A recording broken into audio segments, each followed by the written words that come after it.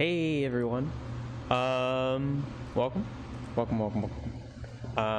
We're going to be taking a look at kind of the rule set we're going to be using for the new campaign that we're going to be running here on Twitch, on this channel, Sunset Grid. It's going to be based on Lasers and Liches, which is a supplement to 5th edition. If you've heard of it, you already know how great it is, in my opinion, aesthetically anyway. If you've never heard of it, it is a very eclectic, maximalist, I would say, supplement and sort of settings guide that a couple of really awesome creators had been working on since I think I first heard about it in 2015, 2016, one of those two dates. But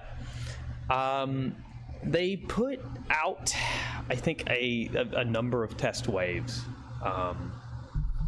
to sort of work on it even further with the community. They had a Kickstarter for a bit. I was a part of that Kickstarter, and then I want to say, God, it's been a bit. It's been a bit. Can you tell? It's been a bit. It's been a bit since I've spoken to you all, and it's been a bit since I've talked about D&D, and all about Lasers and Liches a little bit.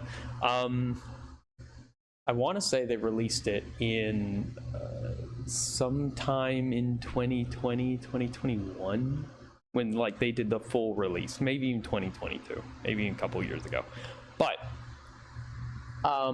it is essentially a set. It's a setting rule set that does its best to compile and draw inspiration from a lot of things that, especially my generation, and some of like very young Gen X find nostalgic, which is about like 80s culture, 90s culture, early aughts culture. Hey, yo, Patrick, how's it going, my friend?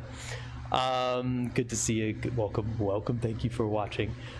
Patrick, who's going to be one of our players in the show, which is going to be having its first stream. This is just a campaign overview stream. I'm not going to be sitting here rolling dice against myself. But it's going to be October the 7th October 7th at 7 p.m. Oh my god, I can't believe I nailed that right. I'm usually bad at this. Usually very bad at nailing like dates and times, which is something I should get better at.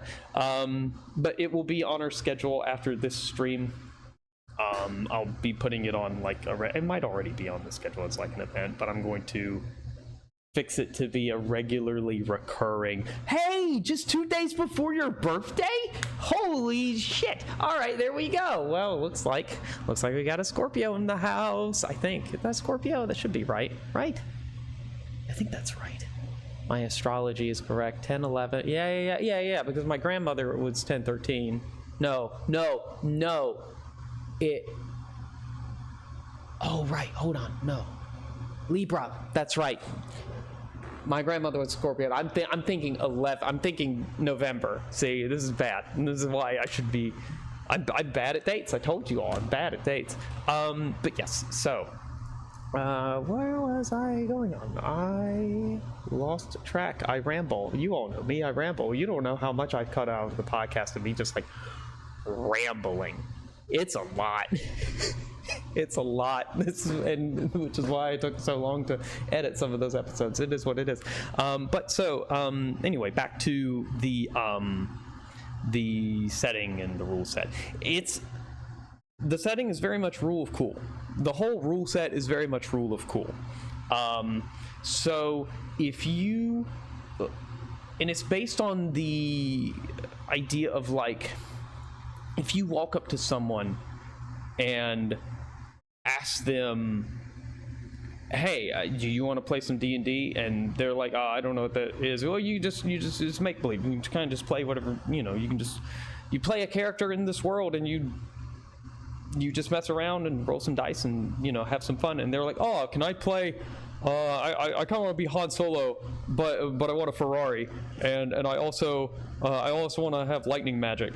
It's made to benefit that kind of fun, creative, outside of the box play, because a lot of people draw from, when they first play D&D, myself included, a lot of people draw from what they know and what has inspired them and what they're nostalgic for. Those character archetypes just are persistent in the human brain. Now I'm getting more into acting stuff. Don't let me ramble on that. However, Chris Locke and Uis Abadius have basically taken that idea of rule of cool and have codified it into their game, their supplement for D&D 5th edition. Let me see. I'm going to pull up the document here real quick, just so we can kind of get more. There it is. Anywho, look at the art. Just look at the art, first of all. Like, holy smokes. The art, as soon as I started seeing the art, did I screw it up? I did screw it up. As soon as I started seeing the art for this supplement, I knew that it was kind of like going to be my absolute jam. And this is just the iteration that they released right here. What you're seeing is like the currently released art that you can find on Drive-Thru-RPG, as well as pay what you want. I think no. It's I think it's like the supplement PDFs are like $30 now for the player's mix and also for the game master's beats. Anywho, lasers and liches. It's set in a world, in a universe, a realm called the Retroverse. And the way the Retroverse works is, imagine a plane that's essentially a plate spinning on like a stick that you're balancing, right? Every so often, the plate wobbles, right? When it wobbles, it interacts with other planes and realms that are like adjacent to it, right? So think about a big Venn diagram with multiple circles, and one circle's in the middle, just kind of playing bumper cars with all of them. It's a weird analogy, but there we go. It's my metaphor brain happening again. When it interacts with those planes of existence, be they fictional, real, ours, another world that we're familiar with, Greyhawk, or Forgotten Realms, or the He-Man universe, or Star Wars, or DuckTales. It takes some information of that fictional universe, or the universe that it has interacted with, and it sort of copies it and pastes it in imperfectly, so things will change, but it's basically a conceit to open the realm up to more parity and reskinning in a mechanical system where you don't have to change a lot of the essence of what is happening, right? So, for example, when we were running the normal SpellCast campaign, and the players like Mike, Pierre, Charlotte, Sam, Gerald, when they were all getting their Power Ranger powers, right, and we were just about to discover their Zords, right, I had to do some heavy reskinning to make that kind of make sense in the Forgotten Realms a little bit. Like, everything was more magic based than, like, they didn't have mechanical morphers. I had to give them an artifact that could magically do the thing instead of using some sort of technomancy that is familiar to the Power Rangers universe, right? So everything had to, and they didn't get like Sentai armor necessarily. They got armor more closely related to like Mystic Knights of Tirnanog, if you're familiar with the show, that fit a medieval high fantasy aesthetic better. In the Retroverse, no one cares about that. No one cares about trying to fit the aesthetic, because the aesthetic is so eclectic and so anachronistic that you can, and every NPC, every creature, every organization within that framework understands that as the nature of the Retroverse. So you don't have to reskin a Power Ranger. It can literally be the class, the Henshin, and you can have a recaster as your morpher, and there it is. It literally, here, I'll just go to it right now. It's literally here. Boom. You want to be you want to be a Dragonborn Power Ranger? Boom, done. There it is. There it is. I don't know what else to give you. I mean, I didn't give you this. Chris gave you this, and Lewis and Ewis gave you this. I'm just helping tell you about it, because I love the shit out of it. I can't not explain to you how dope and hype how hype I was when I came across this supplement just based on this alone. And that's not it, right? There's Hollow Knights, which basically work kind of like a Pact of the Blade Warlock, but not, where you get to have hollow weapons, and you kind of base a little bit like an Eldritch Knight, but more technologically based. You can have a flipping motorcycle. You want a cell phone? Throw that old sending stone in the trash. You don't need it. Get yourself a flip phone and call your party member who could be a continent away, could be on the other side of a wall. You need to talk about something. There you go. It makes for that.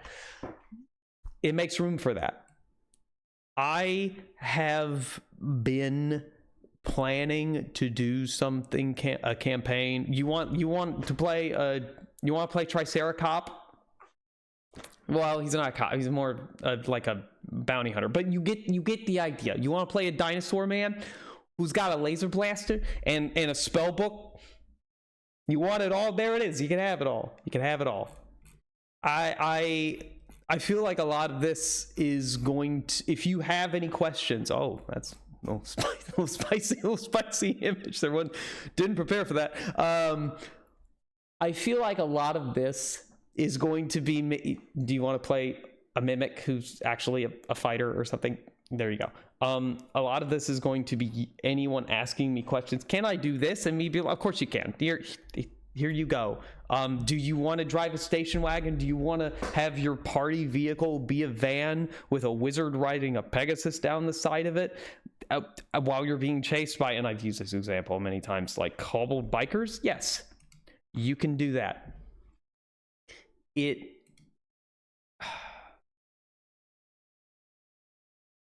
Words fail. Words fail. Do you want cyberpunk but still want to be a paladin? There it is. How drenched in synthwave would you like your character to be? Exactly how drenched in synthwave do you want to be? A synth bard, but not a bard technically speaking? Well, there you go, synthweaver. You want to beatbox your enemies to death? Boom. Do you want to, I don't know, do you want to have like laser rollerblades? And yes, Patrick, I too loved Mystic Knights of Tirnanog. For its time. Gone too soon. Never forgotten. Let me, here you go.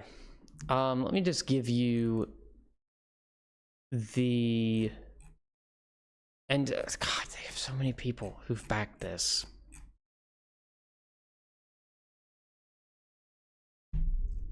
One of my favorite things about this book, and this is also partially, I guess, kind of like a little book review in a way, because it helps serve. One of my favorite little things is how they put, like, lore text in, like, CMD in command windows. Genius. This was actually, this piece of art actually was a shadow box. Was a cut out shadow box that US did. And that's all practical. That's not drawn. The people are talented that made this, and I can't express. So some species, some new things that are going to be kind of, you'll see throughout the world that we're playing in throughout the campaign. Our players are playing some of these, some of them they're not. But you will find NPCs of this type, of these types. Sarens, dinosaur people. Flat, simple. Think of like Dragonborn, obviously, but not dragons. Duh. They can be... This one, actually, this is a fun picture. This was from Fate and the Fable Maidens. This was a character that one of the Fate and the Fable Maidens played whenever they did their Retroverse special. If you want to, it's on YouTube. I would highly recommend going and listening to that, because those ladies, they know how to play. And it was a fantastic listen through when I listened through it when they had their podcast. So, excuse me. God, my apologies. Highborn, kind of like the 3 Queen, but they can occupy more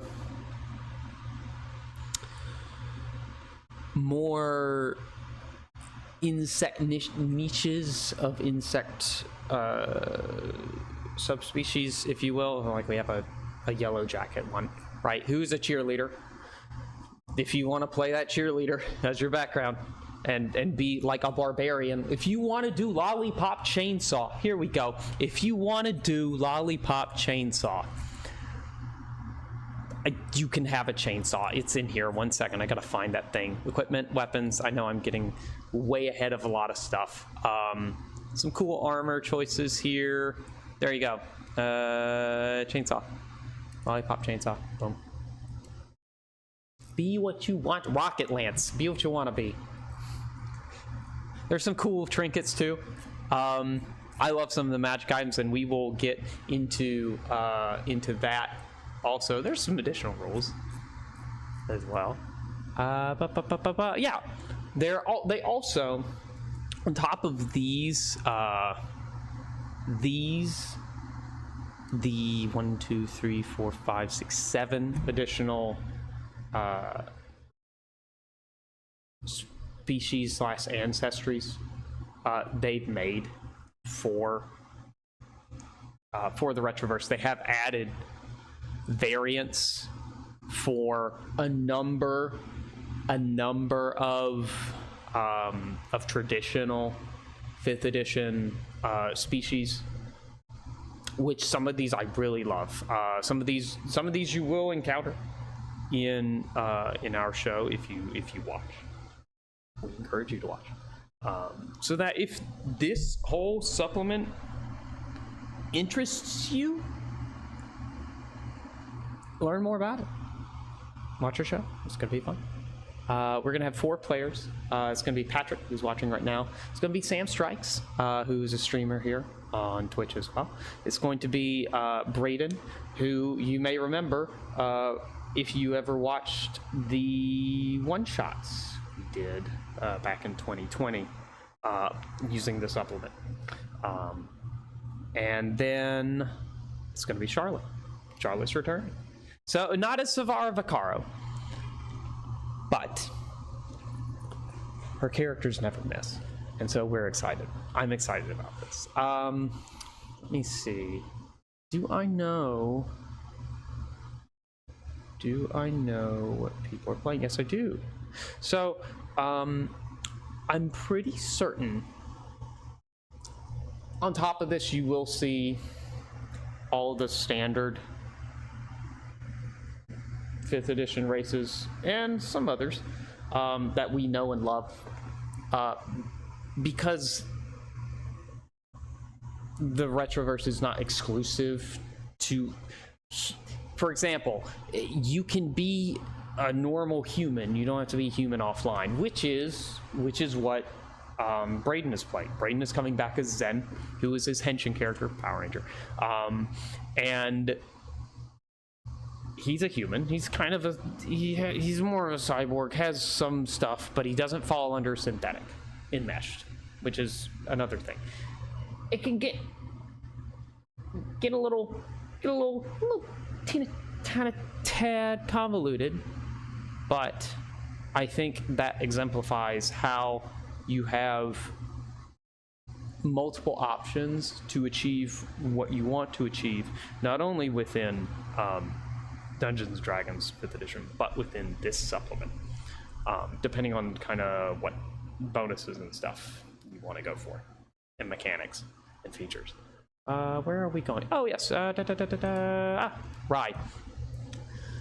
Rye, for me, really feel like they're a mix between elves and the Na'vi from Avatar, if that makes sense. And this is just one artistic example, but they are probably, I would almost say they're probably one of the most so they're more like elves than anything. But they work kind of like Eladrin, in that their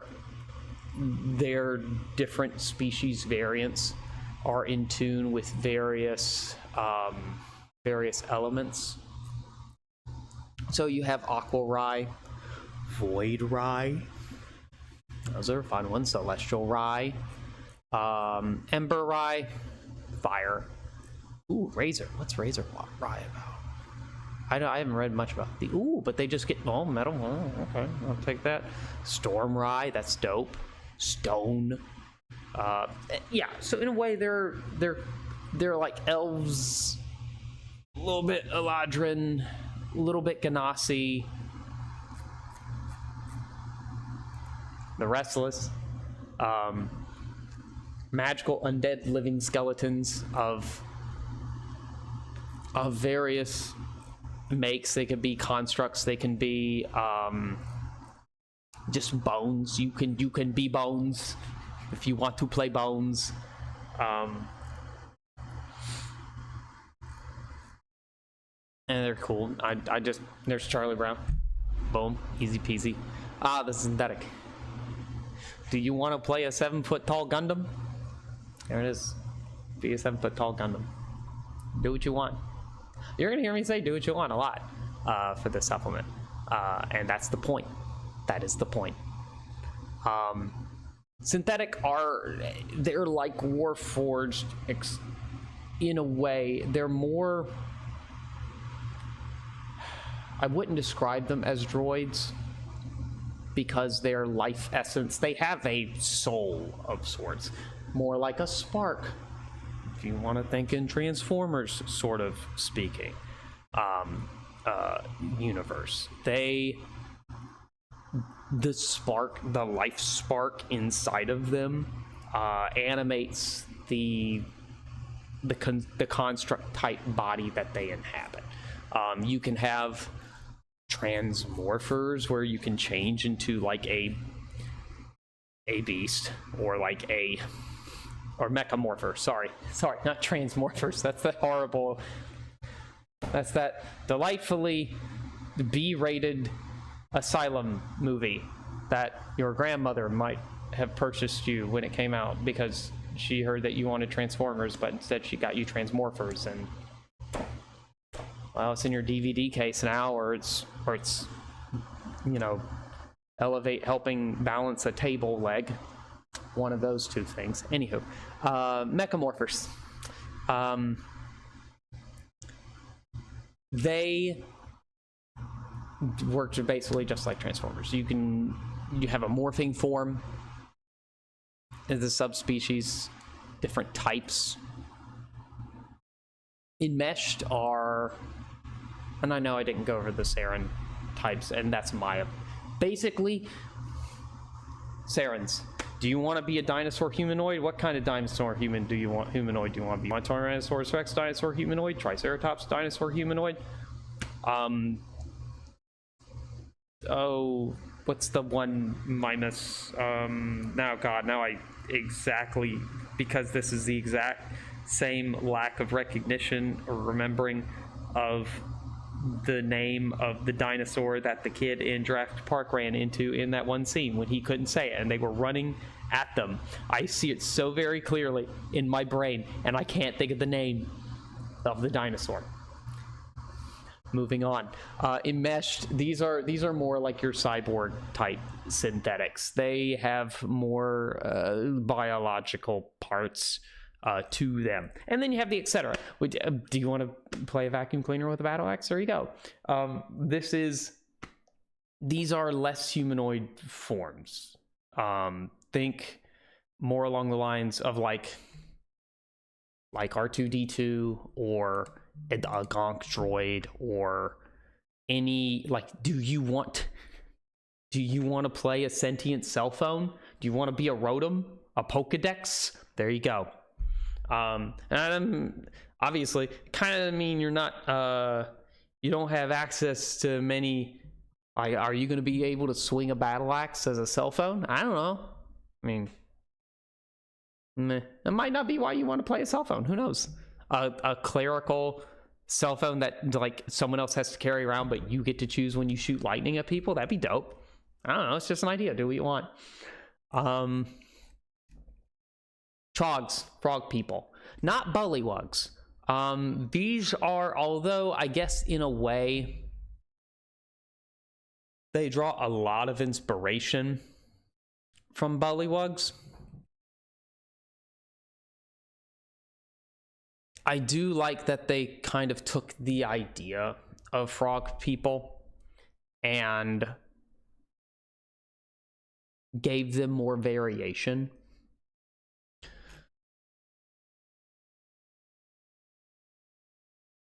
This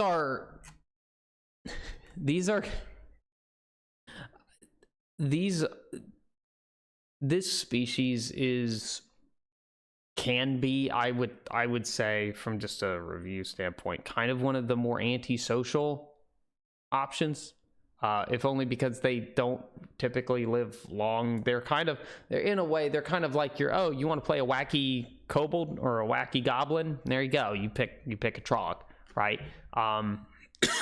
They typically don't live long because other trogs, they cannibalize themselves. That's just how their hierarchy. But who ate the leader? He's that person. That trog's the leader now.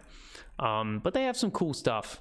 Oftentimes they do become adventurers because it's like, hey, let's just go out, and I'm hungry. Me being an adventurer, that gives me food. I'll be an adventurer. They make great barbarians. They really do.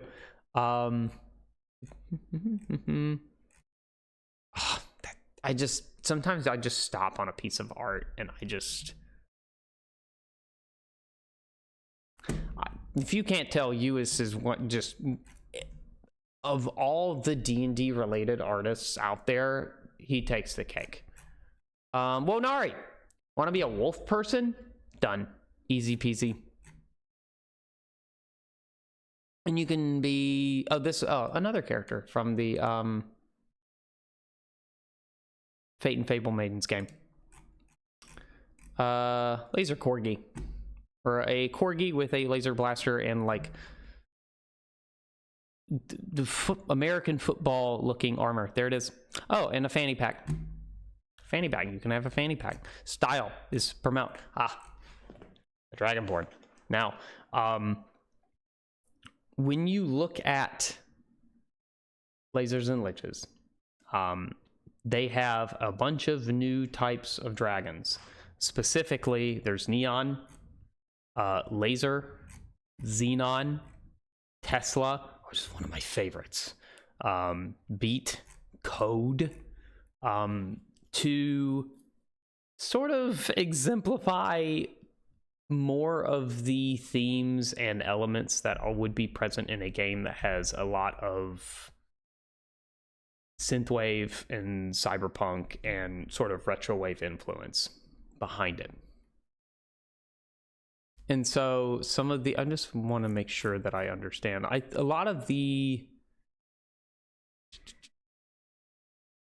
Dragonborn, I have like things like poison, radiant damage. I mean, laser is radiant, right? You get a laser breath. You get a laser breath attack that you just open laser.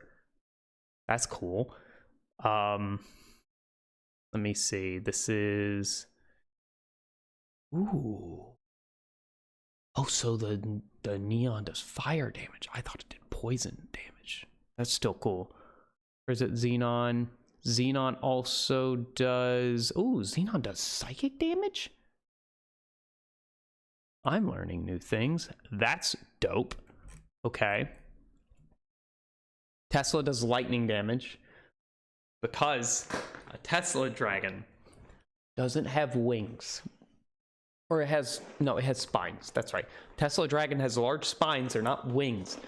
Because a Tesla dragon's torso is a biomechanical jet engine that juts out and it revs it up and it zooms. It zooms and booms. Sonic boom. It just launches off the ground. It can have that Tesla engine, that biomechanical engine, run in reverse and like shoot backdraft energy at you. It can turn around and like just murder you with its exhaust. It's a fantastically deadly creature, and it's one of my favorite things. Also, I think they can go into space. It's nuts. It's nuts. Beat dragons are musical based, right? Beat is the musical element here.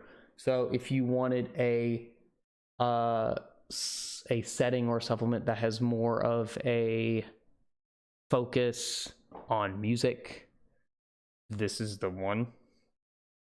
Because there are a lot of new spells that also deal a lot with music, that go along with the Synth Weaver, right?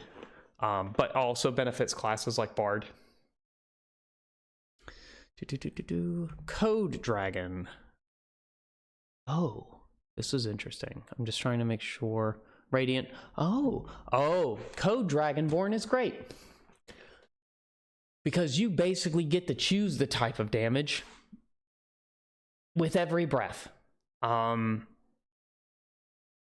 Dragons are also, on top of Tesla Dragons, are really dope for me because I like that they have a focus on being oracles, right? Or watchers of, think of them as their consciousness being so ingrained with the code, because there is a lot of computational technological motifs that go along with the retroverse. Their life is so enmeshed in the code that they are able to alter things, observe things, hear things, predict the future, or see potential futures, all sorts of extra metaphysical stuff that other dragons, while they have magic, don't really have access to in the lore per se. And there's so many cool little plot things you can do with that, and I won't say any more because Patrick is watching. Cosmic dwarves. These are dwarves that love gems, as dwarves do, but look at how fucking dope that is. Look at that. Let me see what else. They are other dwarves, the small similar clan structure. Oh, now we're definitely on the variants, just so everyone knows. Cosmic dwarves are not immediately distinguishable from other dwarves, living in a similar clan structure and being physically similar to their other kin. They tend to have dark hair, which they adorn with vibrant gemstones from beyond the sky in an effort to mimic the endless expanse. Their eyes do help single them.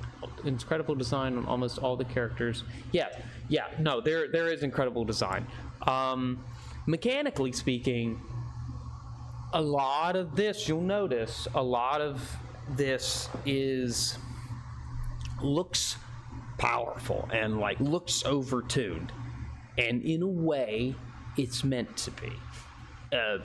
You as the player are given options that DMs would think twice, maybe 3 times about before letting you use something or have a feature like that in a traditional game of D&D. However, because you do have access to some crazy stuff, there's a lot of crazy stuff that can be thrown at you. So it is a rule of cool, but the asterisk there is it doesn't necessarily make everything easier, just more interesting. They're also very empathic, these cosmic dwarves. I actually had a thought of doing a cosmic dwarf druid or something. Yes it is. That's a great way to put it. It is definitely an arms race between the two imaginations, which I think that's a good thing. You know, I feel like that leads to more out of the box thinking. And I feel also that it not only out of the box thinking, it opens up for more people to come to a table with something they've always wanted to play, even if it's not from Lasers and... If a table is running Lasers and Liches, there we go, we'll start from there. If a table is running Lasers and Liches, and they go on the D&D wiki, which we all know, the infamy of the D&D wiki, and they find something that is a prep stat feature list for a class or subclass that they've always wanted to try, but have it for fear or for obvious looking through it, like, oh man, I'm gonna have to rework this because this won't work in this setting, or this won't work with the way my DM does this game because it's way too OP, and it needs to fall in a certain range of the weak versus power in balance, right? They can nearly, and I say nearly just to cover my bases, okay? Be smart about this. Take that thing that they've been so afraid of, bring it to Lasers and Liches, and be confident in knowing that the Dungeon Master has more tools and allowances available in the supplement to respond to what they bring without having to diminish or reskin something, which is something I've run into, right? There have been people who've wanted to bring subclasses to a game that just looking at the structure wouldn't fit, even if, and I almost always do milestone leveling. Doing milestone leveling where everyone is the same just doesn't mesh well. It doesn't scale. And sometimes reworking some features just upsets the balance of what makes the subclass work, right? Or just frustrates the player because the thing that you can't negotiate how to reskin is the thing that they were really wanting to work with. And I feel like existing in a supplement that allows for that is beneficial, because there is nothing saying you can't play a high fantasy D&D game using lasers and liches and sprinkling in some of the stuff here, right? If you come from the paradigm of, do we have a way to work with this idea? Yes. If the answer to that is yes, which this is invariably yes, you just have more options. I feel like I've rambled on this. Sorry. Anyway, that's just me going on an old diatribe of like my idea of like game philosophy to a degree at some point. Let's see this. Oh yeah, they're also living mood stones. Like the cosmic dwarves are mood stones. How fucking cool! I don't know. It's just dope. Let me see. Punk elves, amazing. Punk elves are basically elves, but their tattoos are alive and are part of their person and are part of their personality. It's so linked to them. So that's the Glitchamar. Personally speaking, I love Azamar.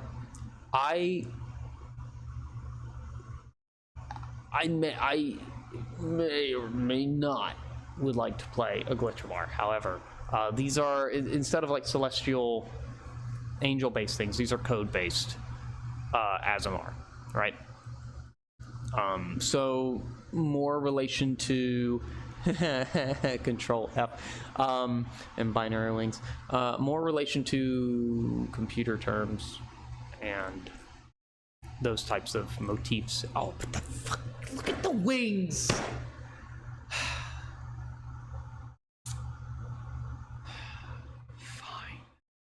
Fine.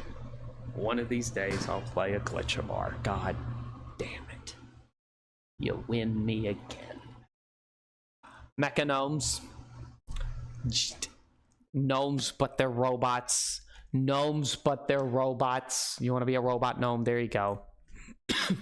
I kind of wish they had an artificer subclass. Damn it. Oh well. Is what it is. I mean, you can probably just reskin an artificer and have it work, and then add some features and things of that nature. Anywho. Action halflings. There's a lot of, oh my god, there it is. Shiny and chrome. A lot of references. You'll notice a lot of pop culture references. That's a staple. It's a staple of this whole setting. Half-elf replicas. No, these are cool.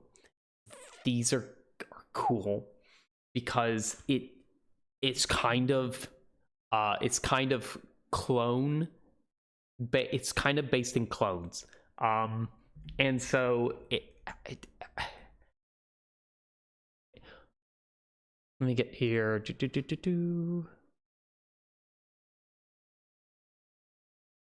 So they all come from a pod, right? Each half-elf replica comes from a pod, and they did this because they're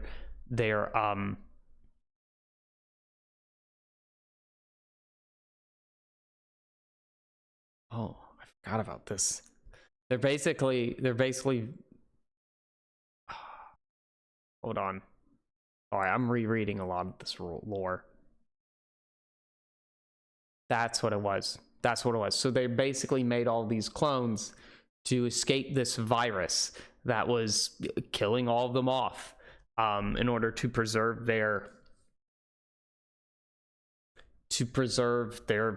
way of life, which is just, it's some of that lore that it's like plagues, right? But now you have access, narratively speaking, to things like viruses, things like what does the threat, because this was heavily influenced also by events and worries and fears of the 80s, 90s, and early 2000s, and even now, look at us now, of like nuclear warfare, and like, what does Fallout do, and like, oh shit, we have to deal with these problems now. Also, what do we do when we are a warlock, pact of the corporate overlord, in late stage capitalism? How does that function? Oh no. And in that respect, I think also this opens up to a lot of relevant plots, concepts, story concepts that we can explore, that you, person playing and running this game, can explore, that are a little grounded in something, even though it's a very extreme setting, right? You could have malls that are literally hundreds of miles long in either direction, right? You could have a holiday that is literally one of the holidays of the Retroverse, could be National Roller Rink Day, or International Roller Rink Day, where literally everyone makes a pilgrimage to their nearest roller rink, and oh no, what have I done? And skates around the rink, and they have to do it for a certain set number of hours or number of times in order to like appropriately observe the holiday, which is connected to some roller derby god, I don't know, right? Even within a universe that allows for that kind of wackiness, underneath it, because there's so much that is relevant to us as a society right now, and that we experienced growing up, some of these stories can bite more, right? Sure, there is a lot of drama and a lot of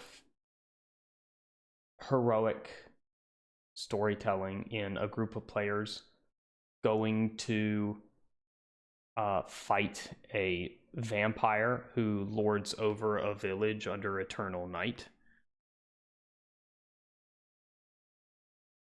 threatening to capture and drain the life out of everyone who lives in that village, right? Strahd, Ravenloft.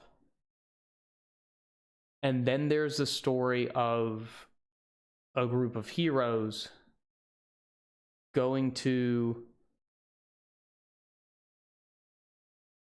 an apartment complex that has begged them to come to fight off their evil landlord, who is sucking all financial essence out of them. And they have to deal with like accounting goblins or and it's a literal it's a literal like CEO of a real estate company who's a lich, right? That kind of hits some of us, especially in this economy. Right? Anyway, that's hack orcs that hack. You want to play the smartest orc ever orked? There it is. I rest my case. You want to be Velma but a hack orc? There it is. Done.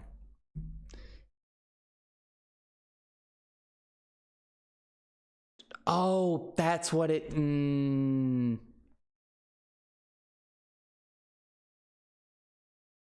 let me check this music. Oh, I think I actually... I played all of my normal music for this. Hold on. Sorry.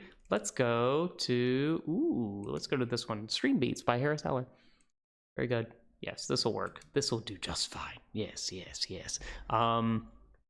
So, where was I? Oh, yes, Human Offline. So, in the retro, in Lasers and Liches, there is a group of creatures called the Sidelight. They work very much like the Borg from Star Trek, in that assimilation, right? They're a hive mind. So Human Offline are basically a variant of human that has escaped the Sidelight. Think, what's that character? Was it Voyager? I wish I was more of a Trekkie. But anywho, that is essentially what this... there it is. And that's kind of the aesthetic of the Sidelight, if you will. Very similar to Borg. I love it. I think it's just dope. That's a void tiefling. That's a void tiefling. Yep. That's a void tiefling. If you wanted to play a tiefling that has a more connection to not the abyss, the void, right? An eldritch god, an eldritch horror. There you go. You play that. You can speak abyssal. I think it was also maybe deep speech. It was like, yeah. I honestly, tail tickle. Oh yes, your horns are tentacles and your tail is a tentacle. Tail tickle, whatever. I think they're a great concept. I'm one of those people. I've just never been drawn to play a tiefling. No, I lie. I wanted to. The one tiefling I wanted to play. His name was going to be Abaddon, right? And he was going to be this like death metal bard, which in normal D&D 5e you'd have to reskin some things, and it was like I wanted him to have an axe that was a guitar, right? And try, I don't know, I'd have to have a very gracious DM let me get away with that in the way I wanted to. But here, I feel like here in the Retroverse, that would fly better because heavy metal actually exists. And, oh yes, heavy metal actually exists and all sorts of other things play. I was not a huge fan of 5e Tieflings back in my 3.5 days. Yes. I went back in 2014 when I was... This was actually before they released 5th edition.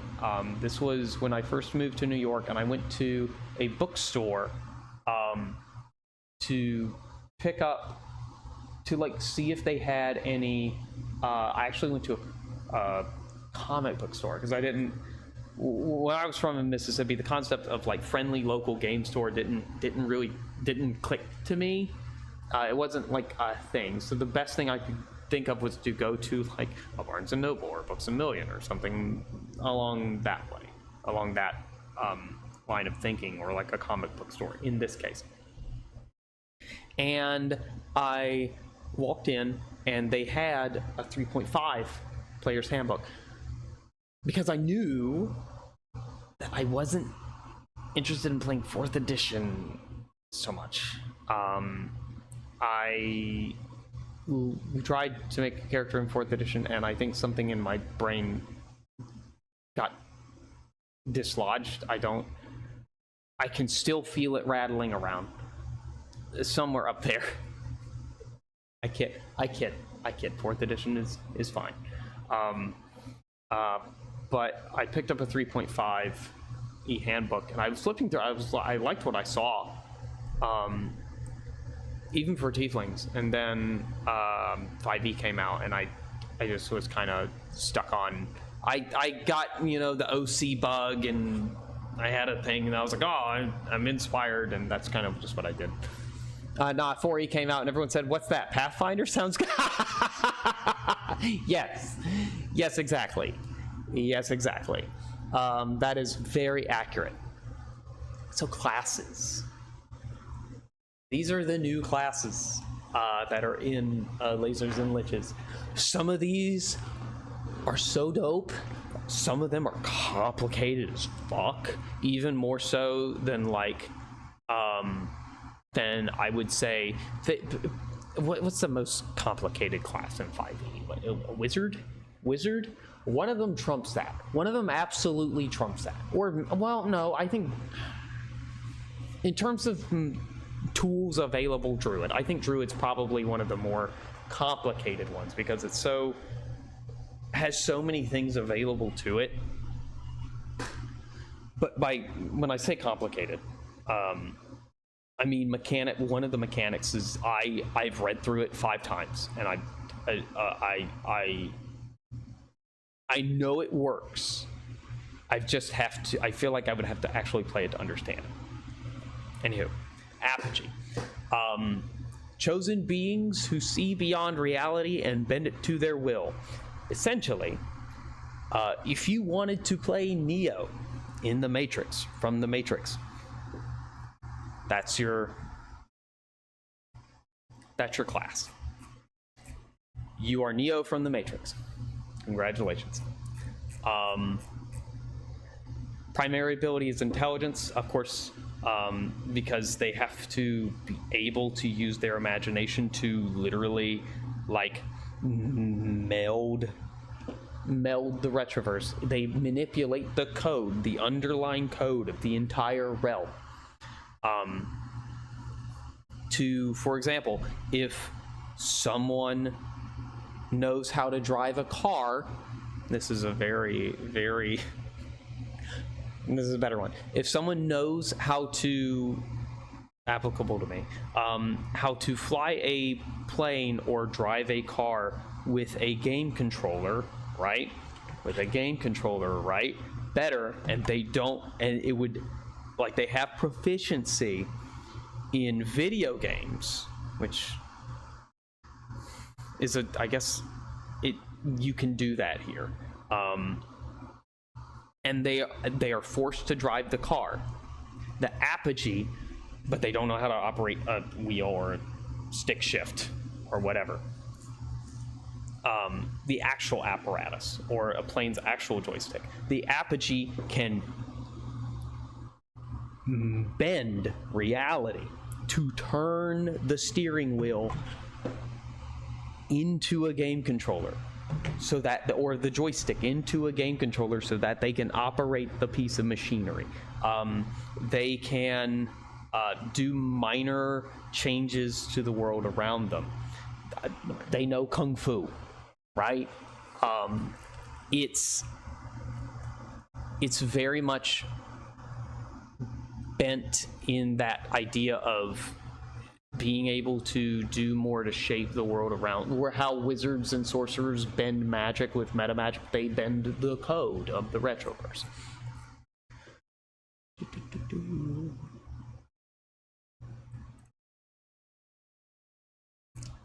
Here's a lizard folk with a cell phone.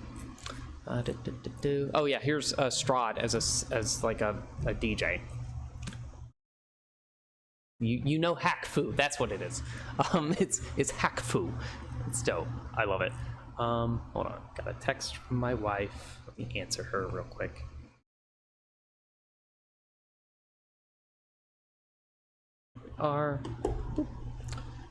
Let me see. I guess that's a rye. This is a piece of art I haven't seen before.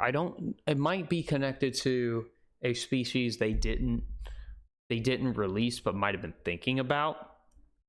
It's possible.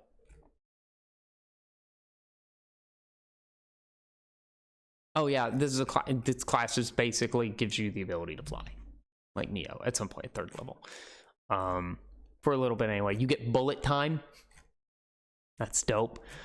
We don't have an Apogee playing here in this campaign. However, it's not to say they won't run into an Apogee. Datamancer. This is the class that is a little it breaks my brain just a tiny bit. So whereas Apogees bend reality with the code, Datamancers use their knowledge of how the code works to build their attacks. So, again, another intelligence-based class. Let me show you an example of why I was like, this is cool. I don't know what the fuck it does. You get a feature called command line. Okay? Follow me here. At 1st level, you have succeeded in accessing the basic building blocks of the universe and can recreate many actions and alter said actions. By building a series of commands, you are literally writing code when you play this class.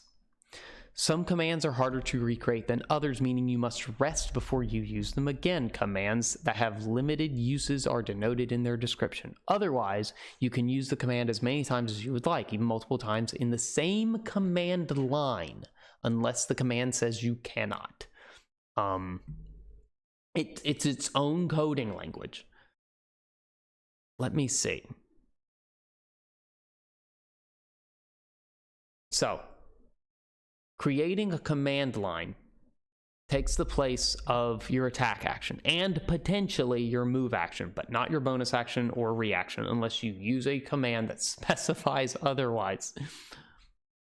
It's so genius. This was the class I think that took them the longest, if I recall, but it has been on their radar forever.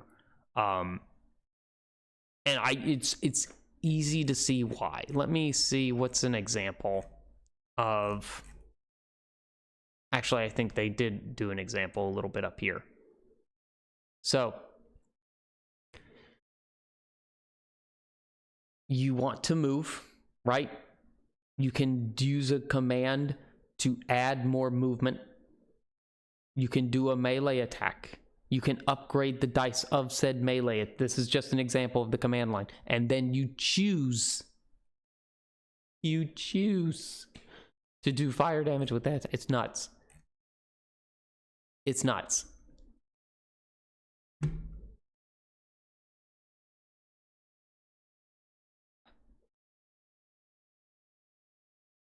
And it breaks my brain, but in a good way. In a good way. I think a Glitchamar Datamancer would be fun. It would be hell, but it would be fun. Yes, magic is kind of like coding in this game. That's exactly right. Or in this supplement. I mean, also, I guess, in a way, the weave in Forgotten Realms isn't approached like that. So yes, it is more like coding here than anything else, which is good. I think it's fun.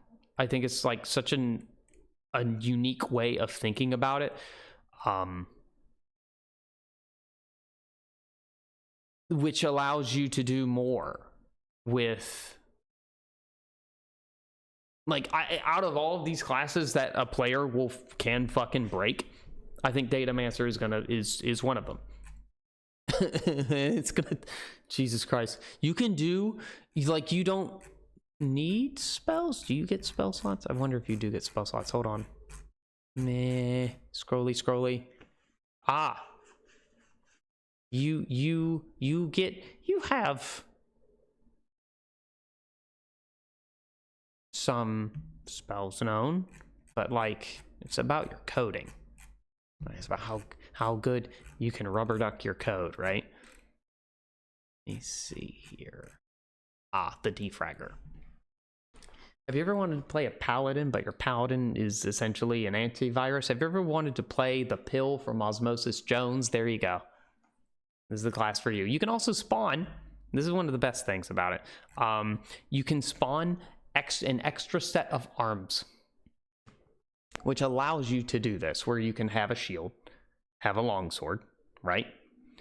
And then with your other 2 arms, you can use a greatsword. That's a pretty good deal. It's a pretty good deal. Yeah, so you get really paladin-like, what's it called? Paladin-like features, like, instead of like divine senses, sense degradation. So there's a mechanic in the Retroverse called corruption, and it works essentially like a disease, where, because code is a big part of the underlying inner workings of the Retroverse, code can become corrupted. And that's where the defragger comes in. So these people go around cleansing corruption. Because if a creature gets too corrupted, it just blinks out of existence, because it becomes too unstable for it to continue existing in the Retroverse, even as eclectic as it may be, right? And players can also be affected by corruption. That's a thing. And corruption does a number of good things, a number of bad things. A table. Thank you, Patrick, for pointing out that one of the readouts on the table was not "you cannot die," but instead "you cannot lie," which is an important distinction. And another piece of evidence that I need to really focus when I read things. Very different, very different in many particular and non-particular ways. Thematically changes the whole ball game. But I digress. It works. It's a tanking class. A lot of those others were more support and or melee class, like your standard. If we're gonna break these down into the archetypes, which is hard for any TTRPG, especially D&D, to try to explain in like the DPS healer / support tank archetype. They don't really exist, but in a way,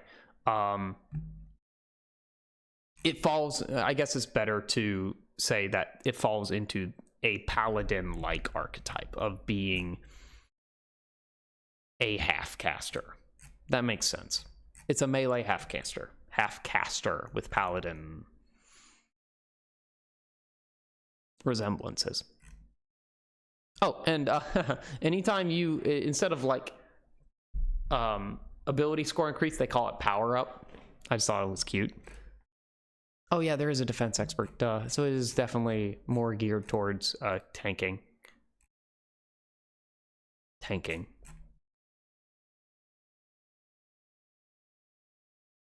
Glitch Hunter. So it's like this is Patrick's class. Thematically speaking, well, I guess I could just go up back to the thing that says what it is. That way I'm not like trying to paraphrase and make up shit. There we go. Defragger, a wall of warrior, able to unleash a torrent of strikes while taking the same in return. Definitely tanking. Primary ability Constitution. I didn't realize that. Glitch Hunter, a cunning combatant with another trick or weapon up their sleeves. Very versatile. Thematically, this is your Blade Runner Deckards of the world, right? So they search out corruption. They also hunt down, just like the... Oh, God. Oh, no, I've forgotten the name of the fucking class. This is how bad I am and how bad my memory is. Defragger, thank you. Kind of like the Defragger, they seek out corruption. They also seek out the B-UGZ bugs, right? They essentially, but they do it in a more, what is it? Rogue detective aesthetic. If I'm nailing that kind of close, I feel like I'm nailing that pretty close thematically. I guess to scroll past that mimic every time. There we go. Glitch Hunters are well-rounded, dabbling in a little of everything to make sure they can handle any situation. Most excellent investigators, I did it, and can puzzle together a string of random events that would have lesser individuals stumped. Whether in a dungeon or a back alley, Glitch Hunters are always at home. While not risk-averse, they err on the side of caution. A healthy dose of skepticism has kept them alive thus far, and very few find a reason to change that. Master guerrilla tactics. There you go. Kind of work like a rogue. They prefer long range. More like, it's like a ranger and a rogue in a way. Yes, and I think it hits home. One of my favorite types of characters to play. Yes, and I think that hits home to a lot of character archetypes that drew people in as they were growing up. If I were to put,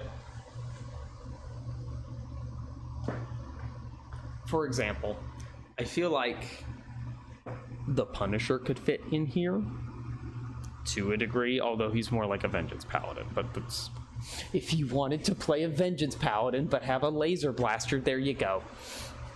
There you go. Do what you want. Outside the law, let me see. They like long-range weapons like bows, blasters. So it is kind of gunslinger-ish-esque, but a little different.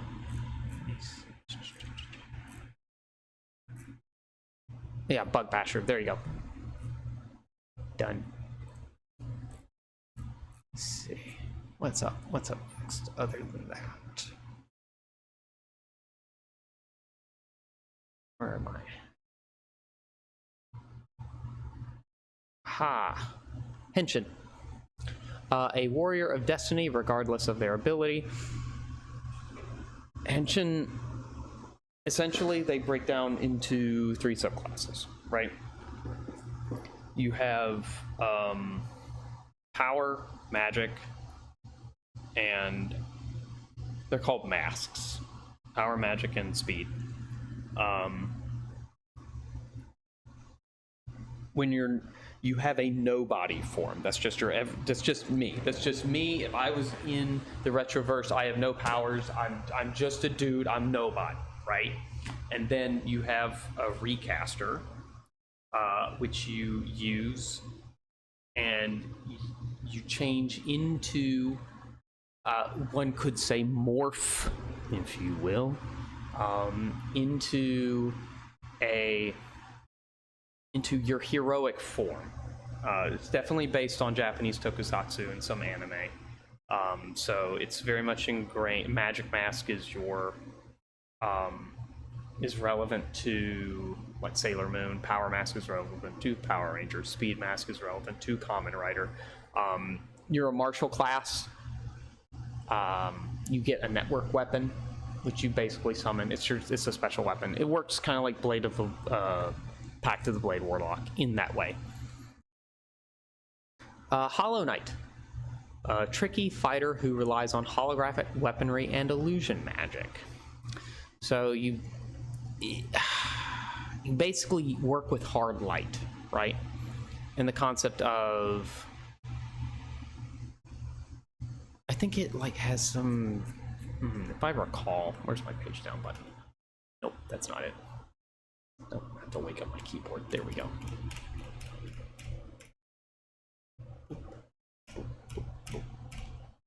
Oh, let me. Oh. Sorry. I accidentally. Oh, there it is.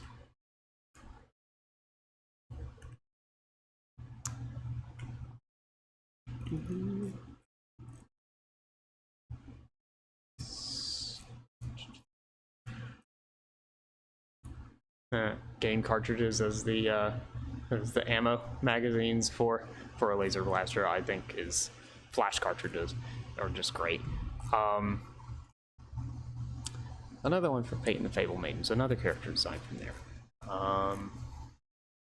There's Power Mask example. Oh, you also get, I forgot to say, you also get a Zeka, which is essentially a companion. It's a companion class that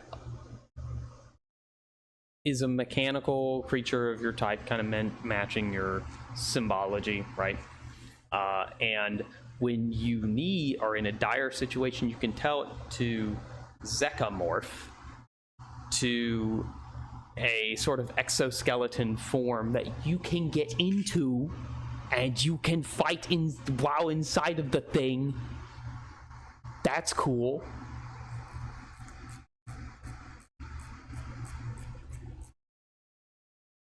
Let me see. Let's... Right. Speed Mask, you get a motorcycle. Hollow Knight. There we go. So you get some cool stuff like Hollow. I'm gonna kind of speed through because I know some of you kind of want to know more about like what we are doing. So I'm just gonna speed through some of these other classes. I might hit through a couple of them. Oh, where is it? Icon, here we go. Icon is, think of Avatar in a way, except you have a lot of versatility.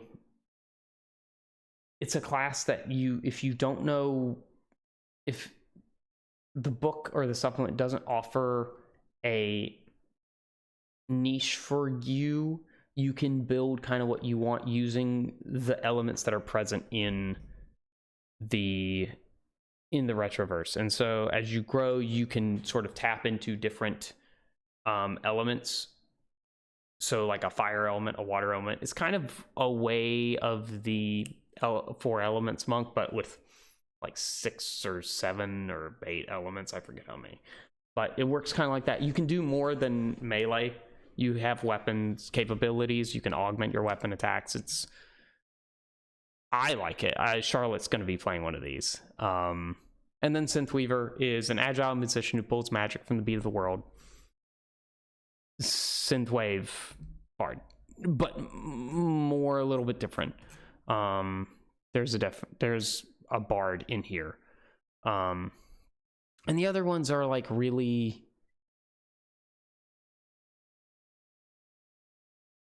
special distinctions of subclasses of the traditional D&D 5th edition kind.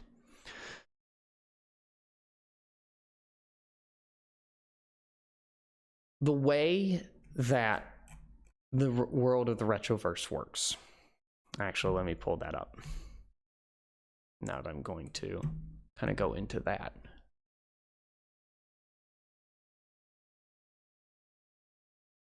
Especially our setting, right? Our world exists on the same planet as the one that comes in the book suggested, but it's wholly separate, and I'll explain why. It's actually kind of really cool how they separated this out.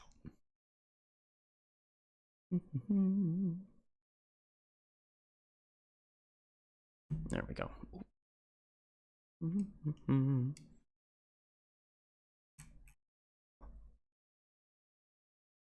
There we go.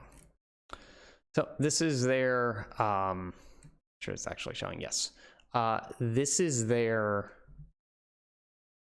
Dungeon Master's Guide, right? And that little, this little portion of the image is kind of important to what I will be implying.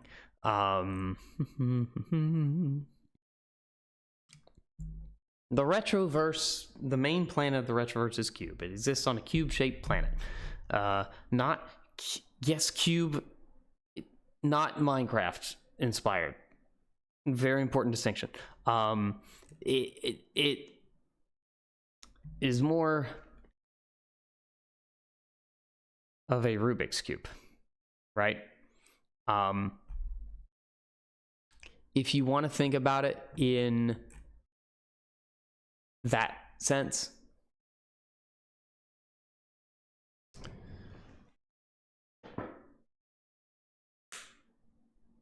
it's a root.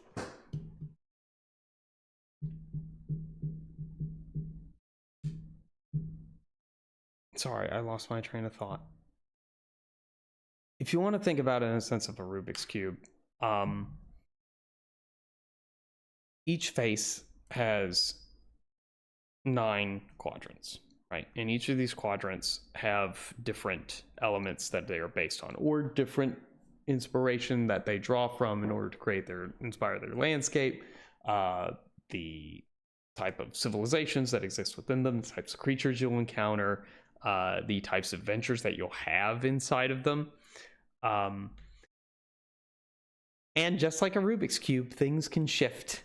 All different faces can shift. So, if, for example, you're at the end of a campaign, right, and your party has explored all of the face of Cube that they exist on, you can simply have someone, something, some power shift the cube, which can either give them 3 new faces that they can explore, or 6 new faces that they can explore. You can also find ways to pluck them off of one face of Cube and put them on another. It is harrowing to think of the ways that this can railroad or derail a campaign. It is harrowing to think of the amount of work I put into one face, years of work, one face, to have to completely go in a different direction, which is a little scary, but that's life. You can do so much. What you can do, places that are more beat area. These are the flares, right? You can do places that are more beat area oriented, which is nightclub-y, synthwavy, blood, which leads more into like horror than anything else. Code. If you wanted something that looks very much like a computer game, that's the flair you kind of want to work with. Cosmic is like alien, more sci-fi in a way, aberration leaning.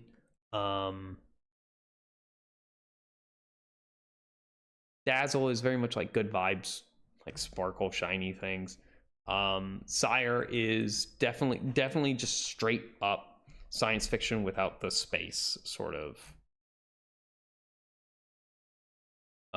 leaning. This is along with like your cardinal things like good or light, dark, Good, evil, earth, wind, water, fire, on top of those flares, right? This is their map example. It's broken up into 9 different quadrants, each with their own very distinct feel and rules that govern them, and sometimes even own distinct physics. Because you kind of got to throw physics out the window if you're on a cube-shaped world, because how does gravity work? You just kind of like have to hand wave some of that, which is fine. The system's built for hand waving. That's okay. Let me see. Rolling through. Just gives, and this is their world that they're working in. This is not the world we will be working in. The world that we are going to be working in is one of my own design. That I've sort of spent. It's its own side of cube, right? It has this whole set of NPCs, whole set of locations. I've run out of words. But I'm going to get to that here after a short little break. And yeah, I'll be right back.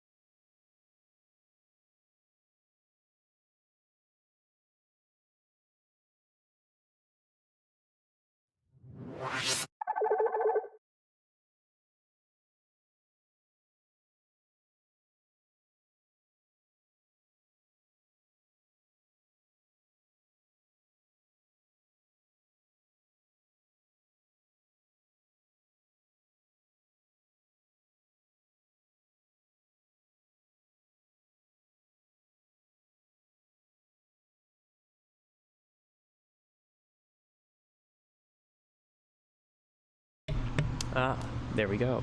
Well, I don't remember clicking the mute button on this. Oh God. But you could hear me before, right? Thank God, I hope. Very much so. Yeah. Okay. It's coming through now. That's interesting. Anywho, as I was saying, or what I was saying before they couldn't hear, but now I will say it again so they can hear. What we're going to be doing for the game is basically every hour. On the hour, we're going to take a break. For about 10-ish minutes, just so people can regroup. We can take a little break. You guys can take a little break.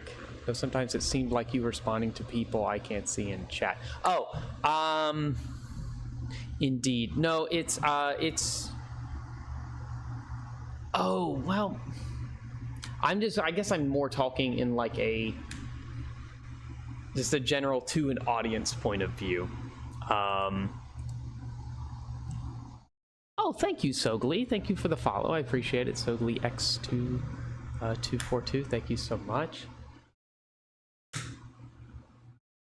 Oh, sorry, I don't add people on Discord. Just out of thin air. Won't be able to do that. My apologies. Let me see. Where was I? All right, I was talking about.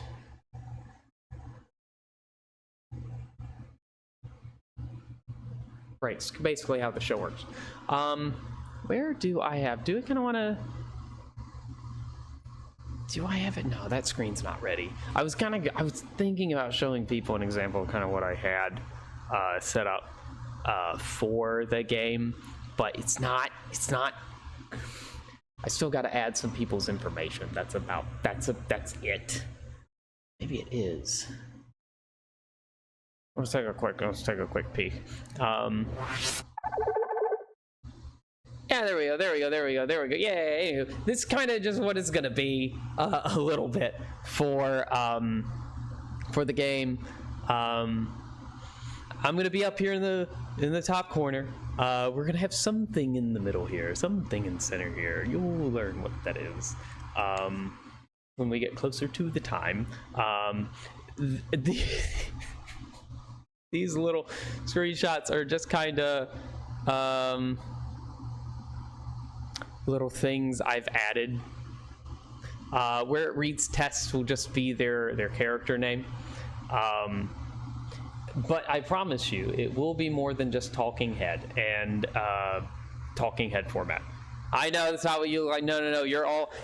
Congratulations. You're all a half elf. I know, Patrick. I know. Congratulations. You're all playing half elf replicants in real life. Did you not know? I swear we're not clones. No, you're not clones. I promise you're not. I just had to do something. I had to have something in place that was like matched the what am I trying to match the resolution of my camera so that I could fit everyone around there in the future. Now these are obviously all going to be replaced by by camera feeds of you. That's how it's going to work. I had to have something to work with. But that's that. Anywho, back to this. The face that I'm working on, that we will be playing in Cube, is what I imagine. And this is abstract. It could be any number of the faces. I call it face 5, right? And let me see if I can pull up some of the maps here for you all. That would be cool. This is kind of a yes, I can show this on camera. This is a very crude drawing that I put up. Let me see if I can. Oh no, that's not what I wanted to do. Sorry, we are on the screen I want to be on. It's just a matter of I gotta pull up the right right window to reformat. There it is. Properties. Yes, there it is. Boom. This is a very, very crude scan of a very crude drawing I made of sort of some locations that I have around here. Let me see if I can go to my documents so I can kind of read to you all what they are in order. Oop, that's right, that's most. Huh? Go away. There we go. There we are. All right, good. So, by quadrants going from, oh, can you guys see when I do that? No, you cannot. Oh, yeah, you can. Okay, so by quadrants, going from, hold on. There we are. By quadrants going from sort of left to right, down that way. Hold, please taking notes for not at all suspicious reasons. No, this is fine. This is fine. You can also find this map in the Discord, as well as like more detailed ones that I can also provide here. But in the left to right, we have Iosia. We have Hyperborea over here. We have the Sludge Pits, one of my favorite ones. We have the Dreadlands, that's it. And then we have the Metropolitan Plains, that's the name. Solarian Sands, which is shrouded in a bit of a mystery on purpose.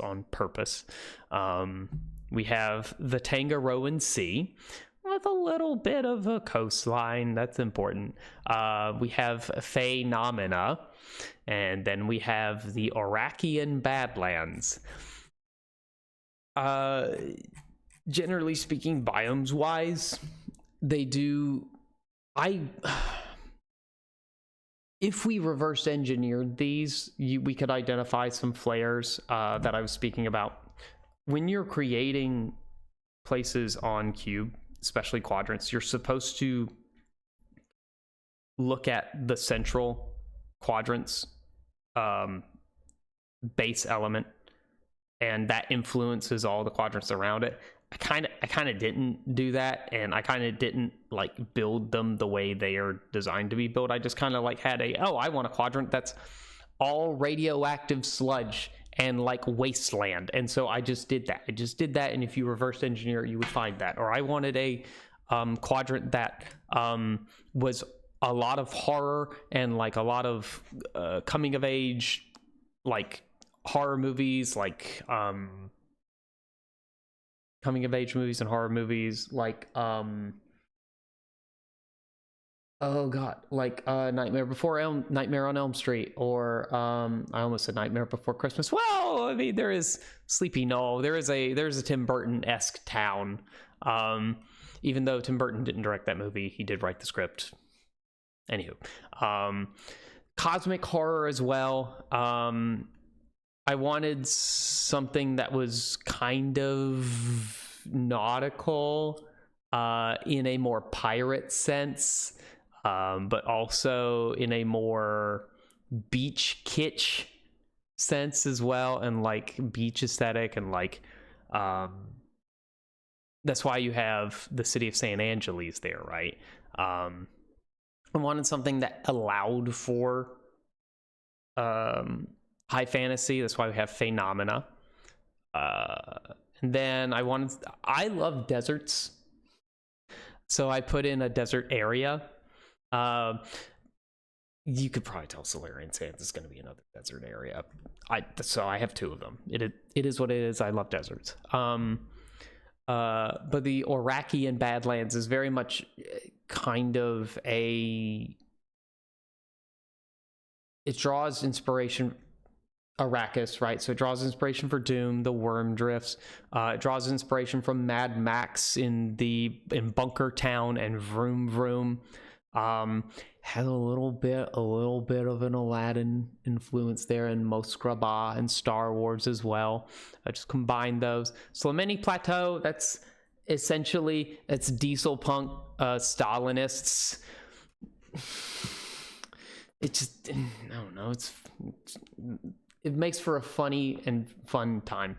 And then Port Silvertooth, if you're familiar with the old campaign, Jadenko Silvertooth, I ported him over here, and he basically made Vegas.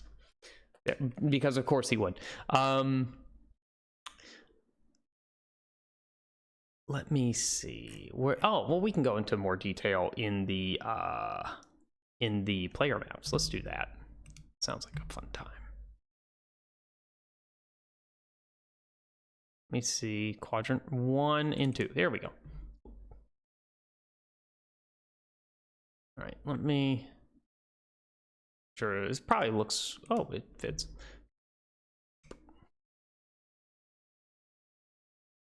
These quadrants running too. There we go. Okay, so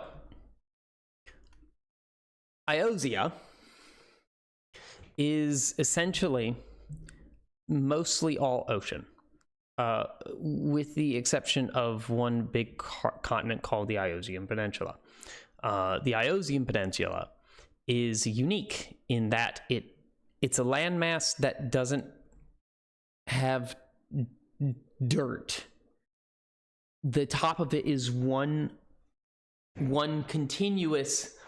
The top of it, this is just for reference. It's not like it means anything. The top of it is one continuous smoky glass plane that on which nothing grows. This is just an example. It's not like it's relevant at all.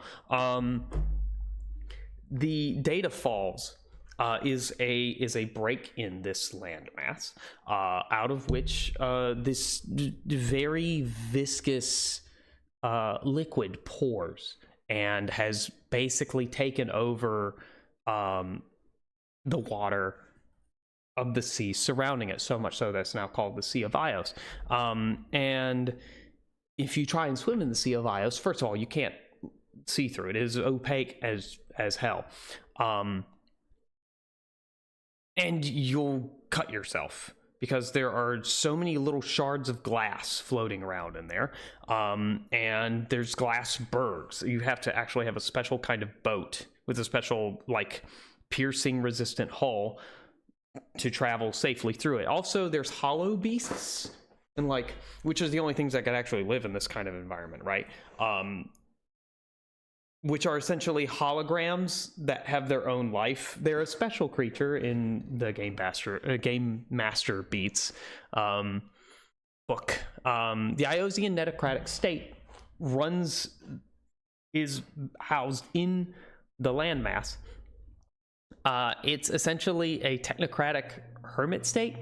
I'm trying to think. Has I got that right? Well, it's a hermit, netocratic. That's what the Iosian netocratic state. It's a hermit nation. It's reclusive. It resides within the glassy metallic confines of the peninsula. People know very little about it. It's a vast metropolis. And not a lot of people actually trade with it. A lot of people who go in come out. In fact, people who go in tend to want to stay there or feel like they can't leave, feel like they're trapped in feel like they really want to live in this ecosystem. That's a good ecosystem to live in for them. Trying not to say too much, but it's so hard. It's so goddamn hard. Moving on. The Glistening Grove is the trees that are reflective and made of chrome and all sorts of cool stuff. And the iris, that's not important. Hyperborea. Hyperborea I based off of kind of like Pleistocene era things. So like, then also there's a lot of Norse influence, a lot of Pleistocene era influence. So you'll find saber-toothed tigers and woolly mammoths and things like that. Also, there's a lot of Skyrim influence there as well, just being very transparent.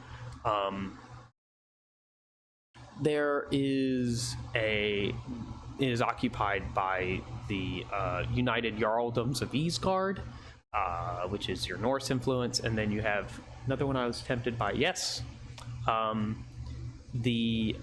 one I was tempted by for my background. You mean the United Jarldoms of Isgard?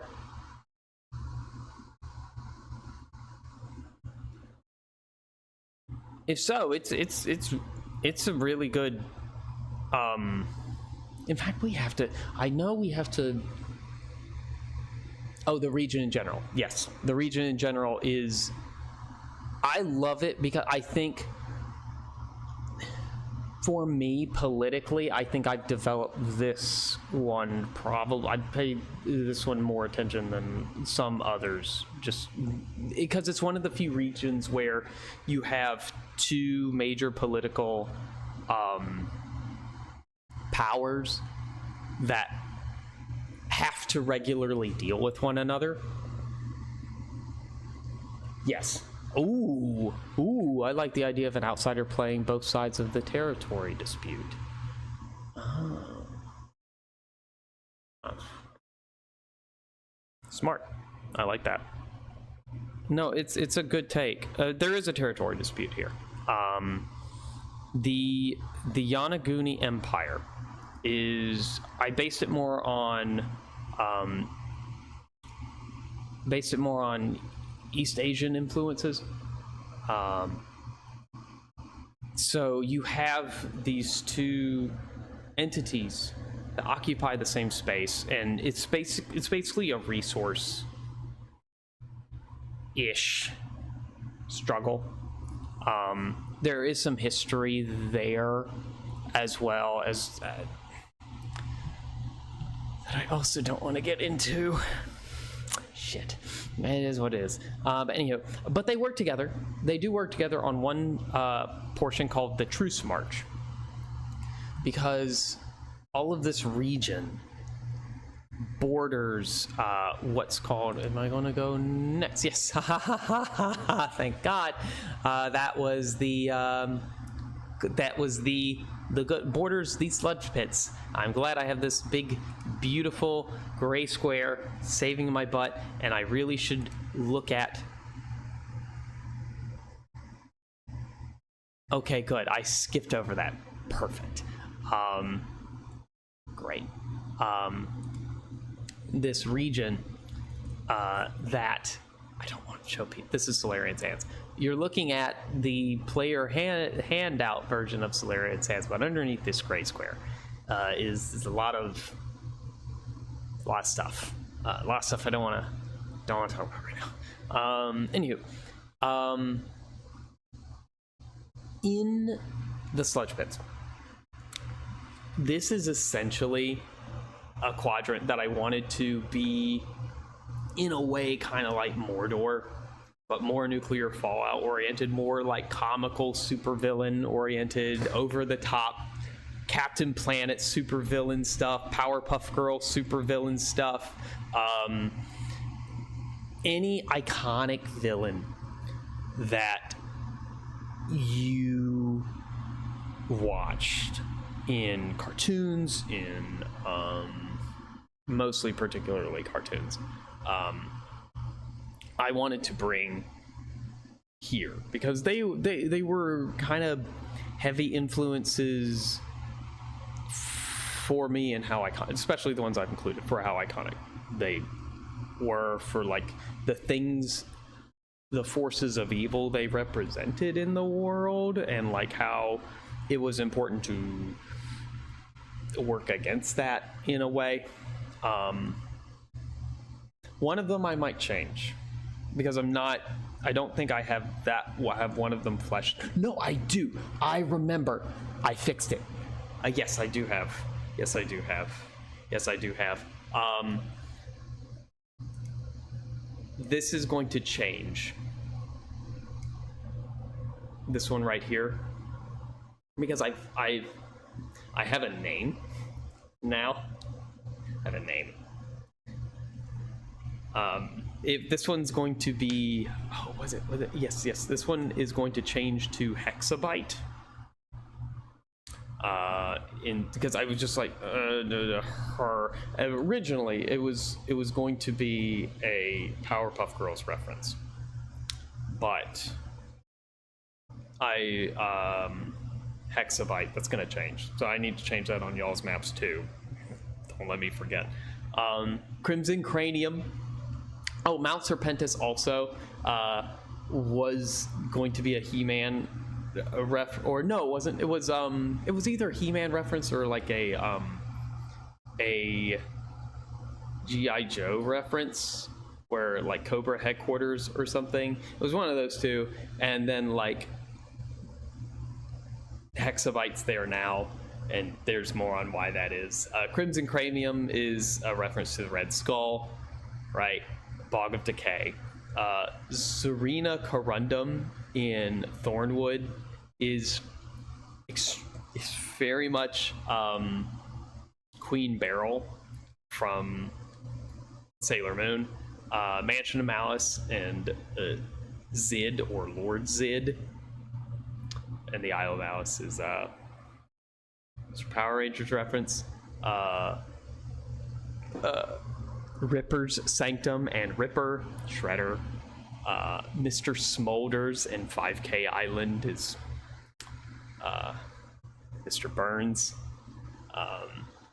And then there's the Waste of Waste. Dark Pyramid and Shabset is Mum-Ra from Thundercats. Mr. Burns from The Simpsons. The Waste of Waste is... Sludge Pits is essentially this vast wasteland of nuclear fallout, radioactive sludge as like pools, lakes, rivers, things like that. So it's just a garbage land, right? Like no one is a wasteland, and the Waste of Waste is where everyone in the retroverse, especially on this face, sends their garbage. So it's a hundreds. You should know that any of these spots, any of these quadrants are supposed to be the size of a continent in terms of square footage. The size of a whole, and I mean it. It's supposed to be the size of a whole continent. It says it in Game Master's Beats. That's crazy. Imagine having to do 54 continents. If you're like, I want to make a world, you have to put 54 continents on it. 54 continents on it. I don't got time for that. I just did 9 that are not really continent size. They're a little bit smaller, but it's fine because you have to work within the scale, right? Anywho, it's hundreds of miles long. Strip of garbage, like a landfill, like a dump site. Worlds are relative, exactly. Worlds are relative, which is what I operate on. But there's trash hags that live there. There's scavengers that that eke out some bare minimum of an existence there. It is essentially, if you've ever watched the movie Labyrinth, when Sarah is in the dump site, when she exits out of her fake house and is like in the um in the massive, the massive landfill. That is it. Junkyard. Yes, that's another word I couldn't think of. That's where that came from as inspiration. And then Mount Rontgen is this volcano that basically is the source of all of this radioactive liquid, magma, if you will, that is just polluting the land constantly, consistently. It's always just spewing. Barely ever, it's probably never dormant, just always spewing, constantly refilling these pools, these rivers, these lakes. And you can sort of see the river system. All of these squares are either like a miniature ocean, a sea, lake, or a river of some sort. Make sure. Okay, there we go. Okay, good. Dreadlands. Dreadlands is that place of horror that is suffused in horror that I was talking to you about. There's a sanatorium here, and it's going to hit. This is the place that I feel like I'm going to have to be the most conscious of content-wise. Just because there's a lot of different horror genres out there, and I want to make sure I treat them with respect in terms of my viewership. One of the things about the Retroverse is it thrives most in a light-hearted-ish tone. So when you start introducing things like horror, you have to, and like serious plot points, serious face plot point stuff, you have to tread kind of a line, because you don't want to be too campy or else it doesn't hit, but you don't want to be too serious that it just overshadows the fun of the whole setting, right? But anywho, there's Cliffmont. Cliffmont is essentially one of my favorite. Everything's my favorite. Oh my god, my wife's right. Cliffmont is based on any sort of John Hughes movie town, right? It's oh no, Shermer.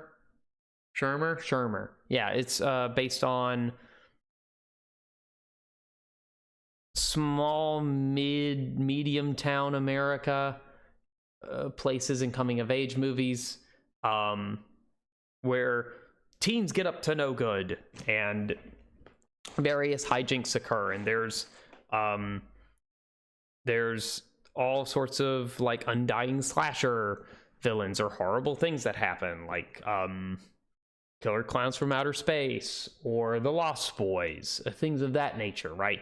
Where you have these elements of horror that invade Americana.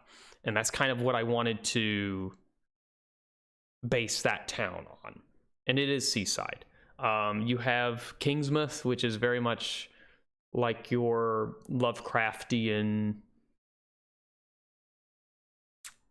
northeastern coastal United States sort of area, with the Azathothonic University. I think I got that right. I made it. I should know. There's the Azathothonic University, the Serenity Island psychiatric institution. That's also, it's a good place. There's nothing wrong, absolutely. Seekers, it's their motto, seekers after peace roam strange far places, and they're here to help you. All right, Sleepy Knoll, it's gonna be my Burton-esque sort of place. So the aesthetic is going to be very much that like high contrast, black and white checkered pattern stuff. Expressionism, Tillerman Woods, Buckner Mountains is just going to be your where is that? Oh, right, that's kind of here. They're not really labeled, but they're just your standard like woods areas, you know, for horror settings. Let me see. I also have something I don't labeled on here that I don't have on the thing. That's fine. That's good. It's perfect. Cheesers. That's where I placed Cheesers when I did the oh shit, what am I trying to say, when I did the one shot where they ran through essentially a Chuck E. Cheese or like a Five Nights at Freddy's or Freddy Fazbear's Pizzeria place. They basically did that. That's where I placed it. God, that was a fun little thing. Am I gonna go over Tangaroa and see? Why not? We're here. No, we'll go to Megalopolitan Plains. Or not.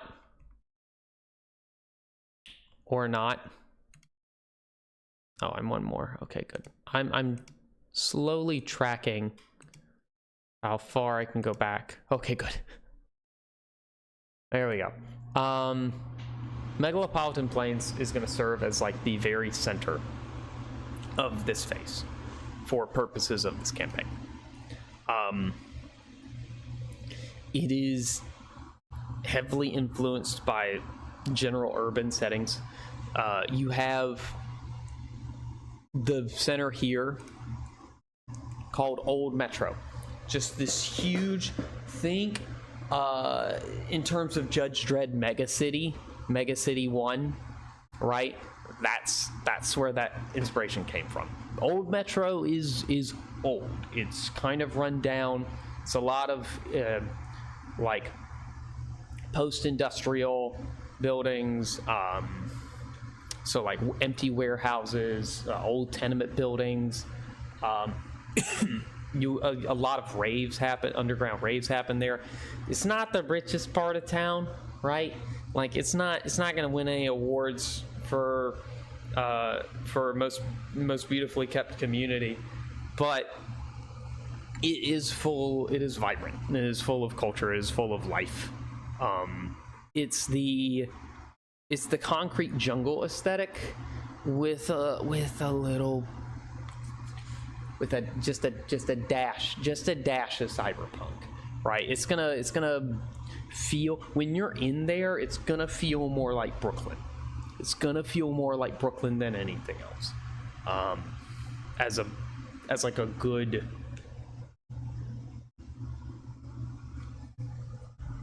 Let me make sure I'm not with that.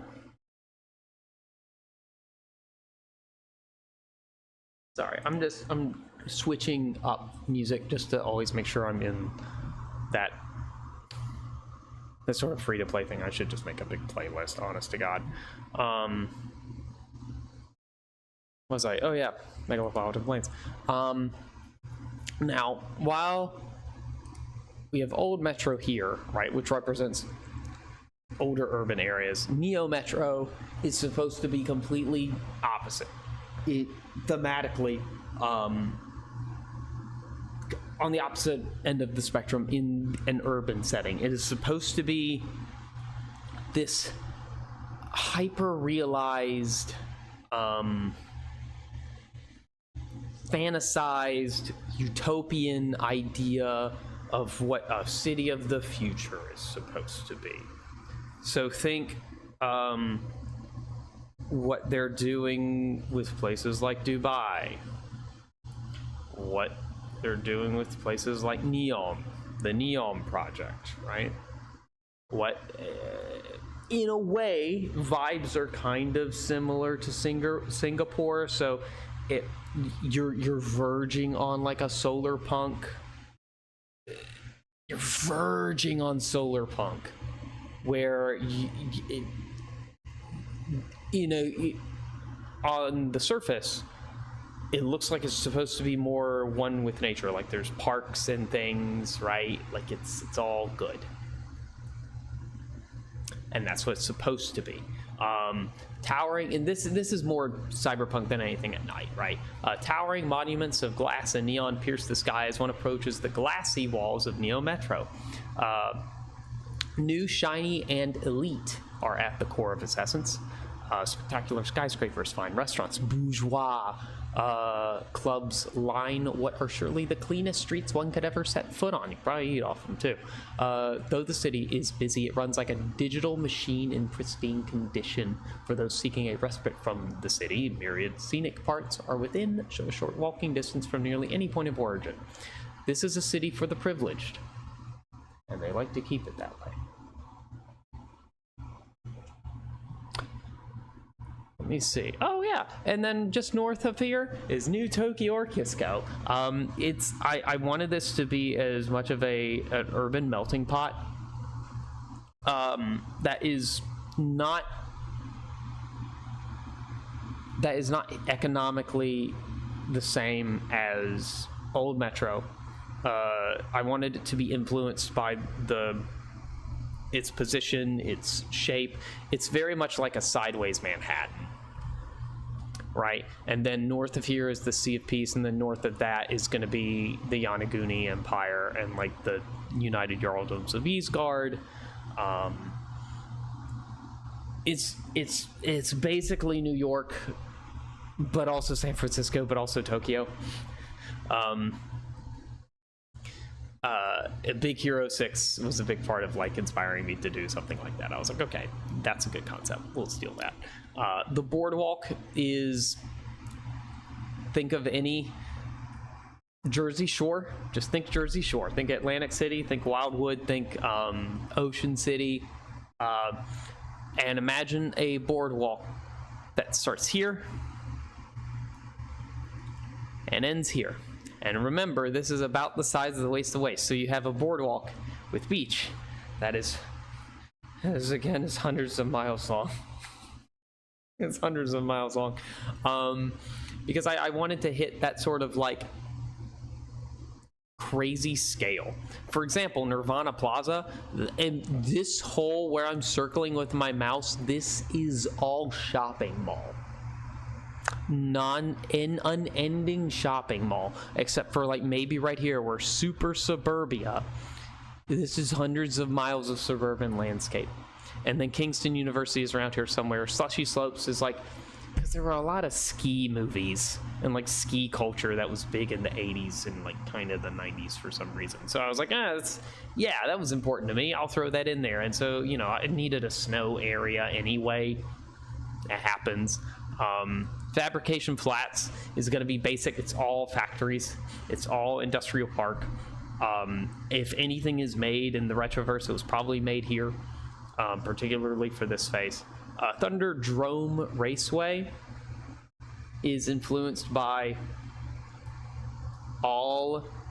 every single racing game I ever played and enjoyed that has like fantastic fantasy courses. So like if you played the old Hot Wheels racers on PS1,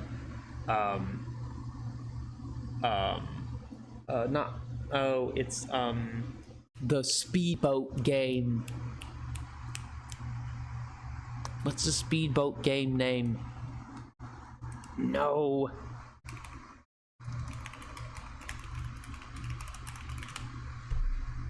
Hydro Thunder. That's it. Hydro Thunder. And I don't know, I can't really think of like an air racing game, but I digress. That's kind of what that exemplifies here. Is it basically, it works, it's supposed to be like on par with how big racing was in influence in the 80s and 90s, especially with titles like Days of Thunder.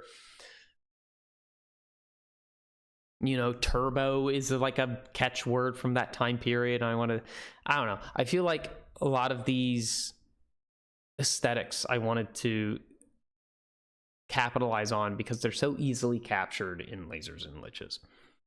And then Retro Theme Parks is literally just a bunch of theme parks. Because who doesn't want to have a Scooby-Doo adventure in a theme park? Right? And then Interstate 99 is literally, it's an interstate, but there are so many things that you can do, so many aesthetically pleasing, scenic ways to describe an interstate, things, an interstate and things along an interstate, and it's so evocative of like vacationing out west. And you know, back when gas was cheap and you were encouraged to go on family vacations and like drive everywhere, you know. A lot of this is nostalgic for me, or if partly memory, but also in a way things I miss or things I didn't get to experience, right? Some of these are, and some of these will be for some of you as well. But that's what I kind of wanted to hit on and evoke, was that sort of bittersweet longing.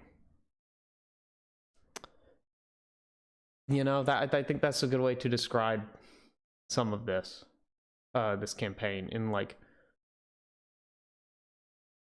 2 words. Well, I've already described it, I guess. So I did throw a theme on it.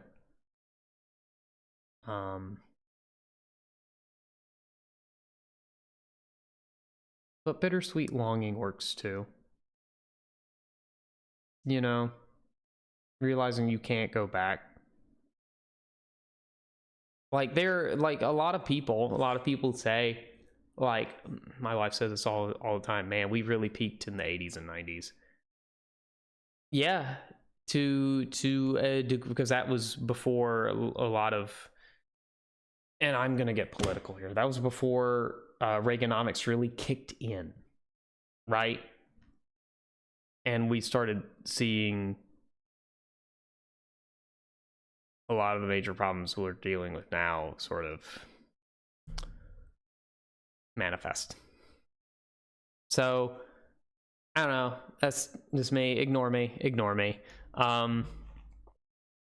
Tangaroa and Sea, again, pirates. It's some fun stuff. And then San Angeles is definitely your Los Angeles, right? A little bit San Francisco, but more Los Angeles. Definitely that vibe of like Hollywood culture, music industry culture. Mahalo Islands is tropical island-esque vacation sort of area. Blackwater archipelago with living oil elementals, because I couldn't fucking ignore Pirates of Dark Water, and I couldn't not do something with also oil spill related, and the two just make sense, right? They just make sense. And then Freeport is like a pirate haven. The Grand Trench is like the Marianas Trench. Dragon's Roar. I played some Sea of Thieves, and like the idea that like these little spires of volcanoes and stuff exist, just like jutting out. It's also kind of, in a way, there's also some like Kong Skull Island like influence there too. Just like, you know, that sort of that Lost World feel. I wanted that. I wanted that. Underwater City Empire, I feel like that's going to be a Triton thing or an Aquarai thing. I'm still kind of working on it. But we don't have to worry about that, right? What's that? Sornacar Island. Yes. So, back in the original campaign, there was an island that just appeared out of nowhere that had dinosaurs on it. Well, it's here. It's here now. There's bioluminescent atolls, which just works like beautiful atolls with like vibrant life that is bioluminescent underneath the. It's just a scenic area. It's for the aesthetic, okay? It's for the aesthetic. And of course, as you can see, Interstate 99 continues that way. phenomena. You have the ivory tower, which sits in the center. There's a temporal thing happening around it, so it's like anytime anyone drives towards it, they never seem like they're getting closer to it, but the moment they turn around and drive away, they're back where they started, right? I have Minas Tirith here, but I've redone that into the 7-tiered city.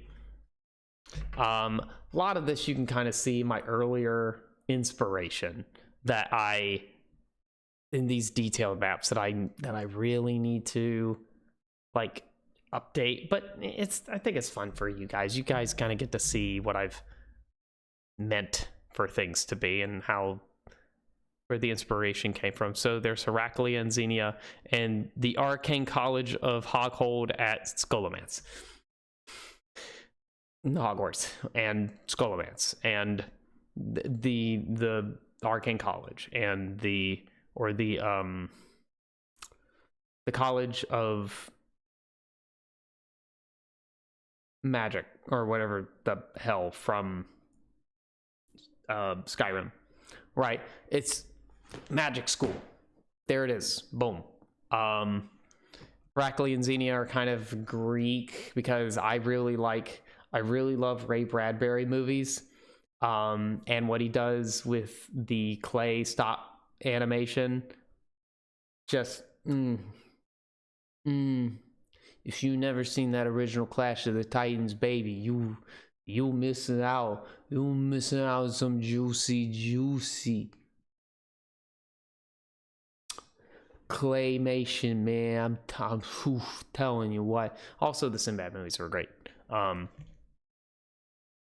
of a Thousand Bads, kind of a Badlands.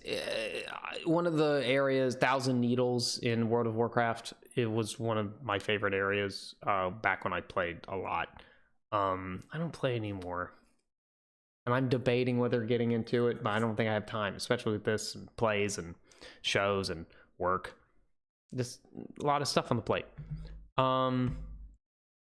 The Great Sea is there. There's Hyra, which is a more traditional high fantasy-esque area,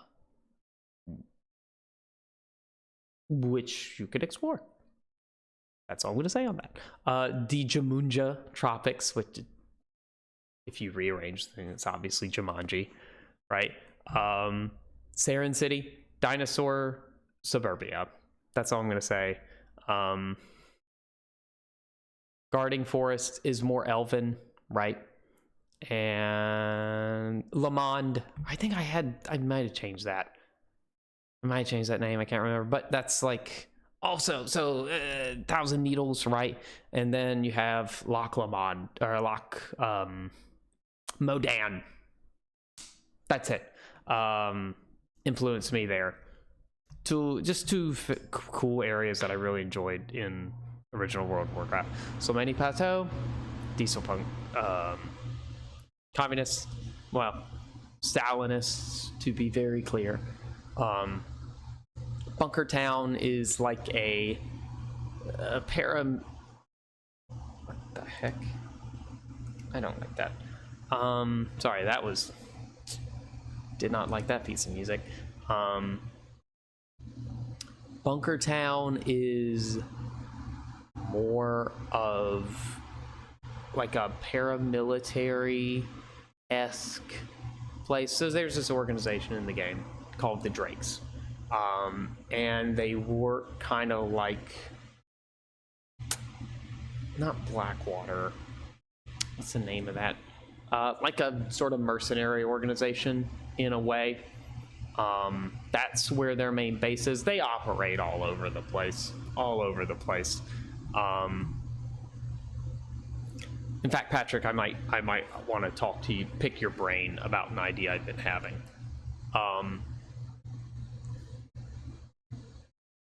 Vroom Vroom is cobbled biker city. And with all the craziness that you can imagine a cobbled biker gang town deal. That is the most Mad Max you will ever get.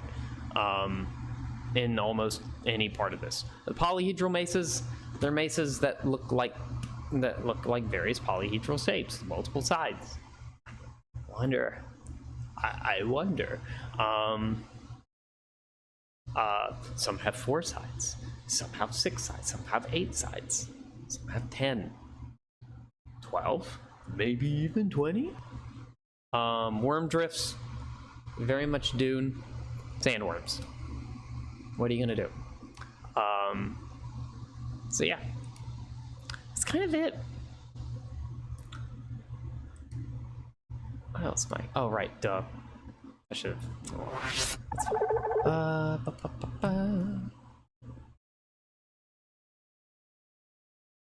Now so this is a document I'm working on, but I'm not going to show you guys it because there's just,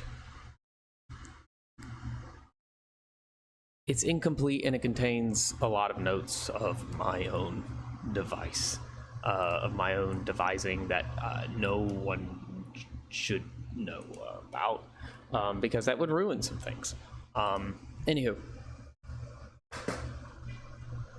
So we have the characters. All the characters. We're going to open the game. The characters know one another. And they have some history with one another, and that time, the amount of time that they have known the other individuals within the party is kind of up to them, based on kind of how they want to build off those relationships. But they all work for a... Turn this down a little bit. They all work for a laser dragon known as Ravak Faran Dynmar, or Reggie. Laser dragons tend to collect, collectibles. Rare items, not like gold or magic items, artifacts, although some of them can be. These are like pop culture things, so like trading cards, rare video games, or limited edition collectible stuff, right? And that's what they value. They value the pop culture value of it. Yes, and that's just, he sends them out to go and collect those things, and sometimes they are extremely hard to find. And that's kind of the conceit of what some of these adventures are, is going out and getting that stuff. And they'll be dealing with dungeons and political intrigue and other surprises. Where are some other non-player characters? I can't. Some of these I can't talk about. Some of them I can't talk about. So I am debating. So I know I said that this NPC, so there is a neon dragon. Dragons are, of course, big political influences in this world. Especially neon dragons, because neon dragons crave fame. They hoard fame and influence and political power, above all else. And especially as relates to, so often they will be nightclub owners or music producers, film producers. Anything that, like, sports team owners, anything that deals with entertainment or political campaign managers, or like fame or popularity, that is what they specialize in. And one of them is a nightclub owner who also has a heavy hand in the music industry. And her name is, for now, it is Persephone, which I really like. Her name could also be Rhapsody. but she owns a club in San Angeles called Pulsations, and it's a rooftop bar, and she's very well known, especially on this face of Cube, for being sort of a kingmaker and kingbreaker for careers. That's a major one. There's Mayor Maestro, who is the mayor of San Angeles, who is a rival Neon Dragon in the same sort of vein. God, they're so... I've already told you about Shabset, Ripper, Mr. Richard Birmingham's Smolders, yes. Crimson Cranium's Arena Corundum. Ooh, oh god, did I? No, Hexabyte, yeah, I've already said. What did I?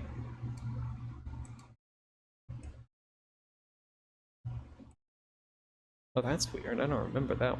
Oh, well, maybe it's somewhere in my thing. Oh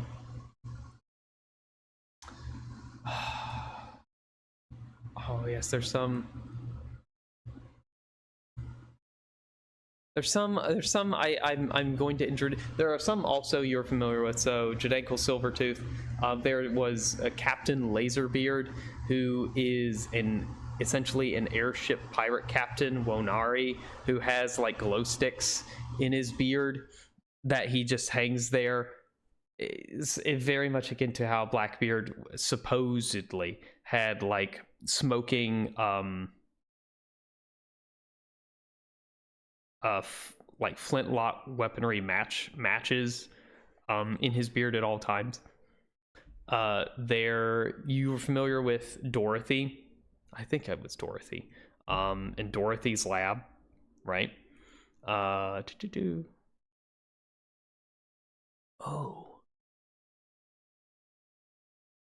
I remember who that is. God, I have to make notes for some of these, or else I will forget.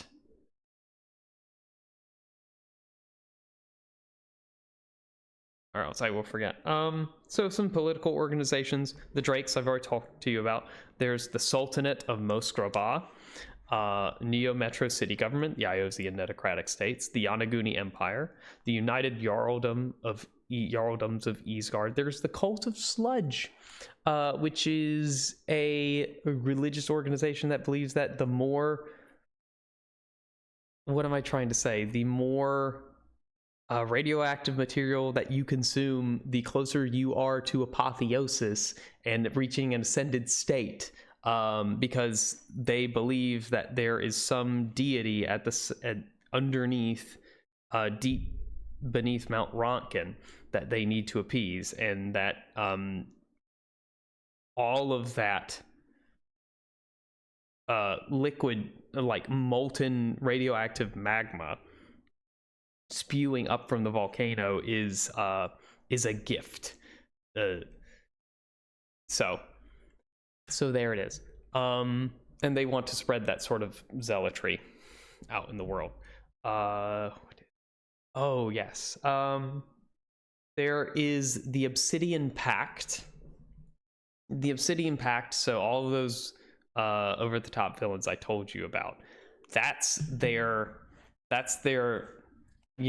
axis of evil, the League of Villains sort of organization, if you will. One more major organization I can't tell you. There's Serenity Island Psychiatric Institution, Cliffmont High School, the Arcane College of Hoghold at Scholomance. Oh, there's the Guild of Players. So this is one of my favorite little miniature organizations. So in the Retroverse, right? Oftentimes when the plane wobbles, it interacts with other universes and brings those people, they get kind of isekai'd, if you will, from our world, from other worlds, it doesn't matter. Isekai, which is the verb I'm just using here for your understanding, brought here into the world of the Retroverse, and they still have their same consciousness, and they and their personality and their own memories, some of them really believe that they just got isekai. They don't.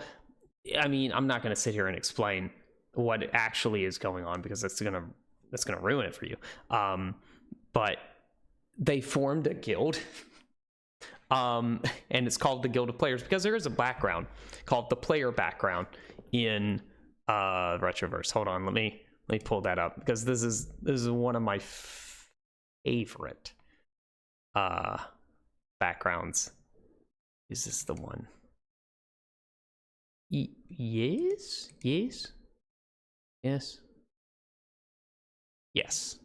That's right. Okay, hold on. I'm gonna get back to here.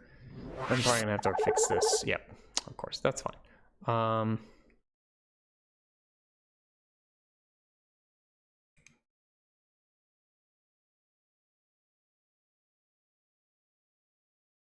Okay, the player background. There are also other fun ones like Mad Scientist and Heal, or the Heal to Face sort of idea. But player background. This isn't right. This is not the world you remember. You had a life, family, friends, but now it's gone. Is this a bad dream? Are you dead? How can you get back to everything you remember? As a player, you believe that you are not of this world. You woke up one day in this realm with the full memories of another life. You can't tell if these memories are real or not. They certainly feel real, but maybe it has always been this way, ? The people around you seem real. You can touch them at least, so does that make them real? The world seems almost too perfect, and you see seams everywhere. One way or another, you must figure this out. And I love it because you can kind of allow a little bit metagame stuff, and it helps with, particularly if it's someone from like our world, right? You can do so much and have so many like groans of realization of what things are that happen for the character, not just the player. I love it, and it's one of my favorite things. I digress so much. Oh, let me pull that back up. Did it do it? Yes, it did.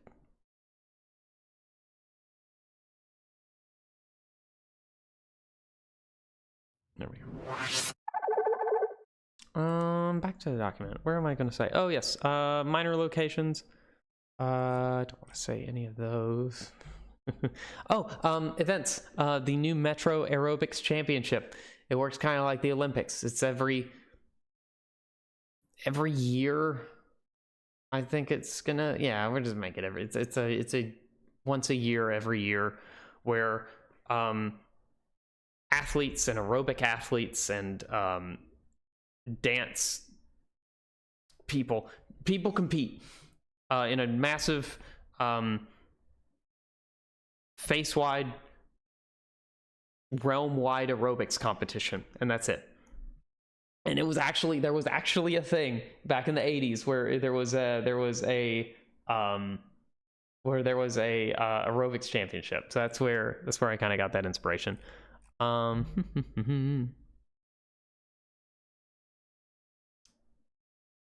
There's some franchises that I'm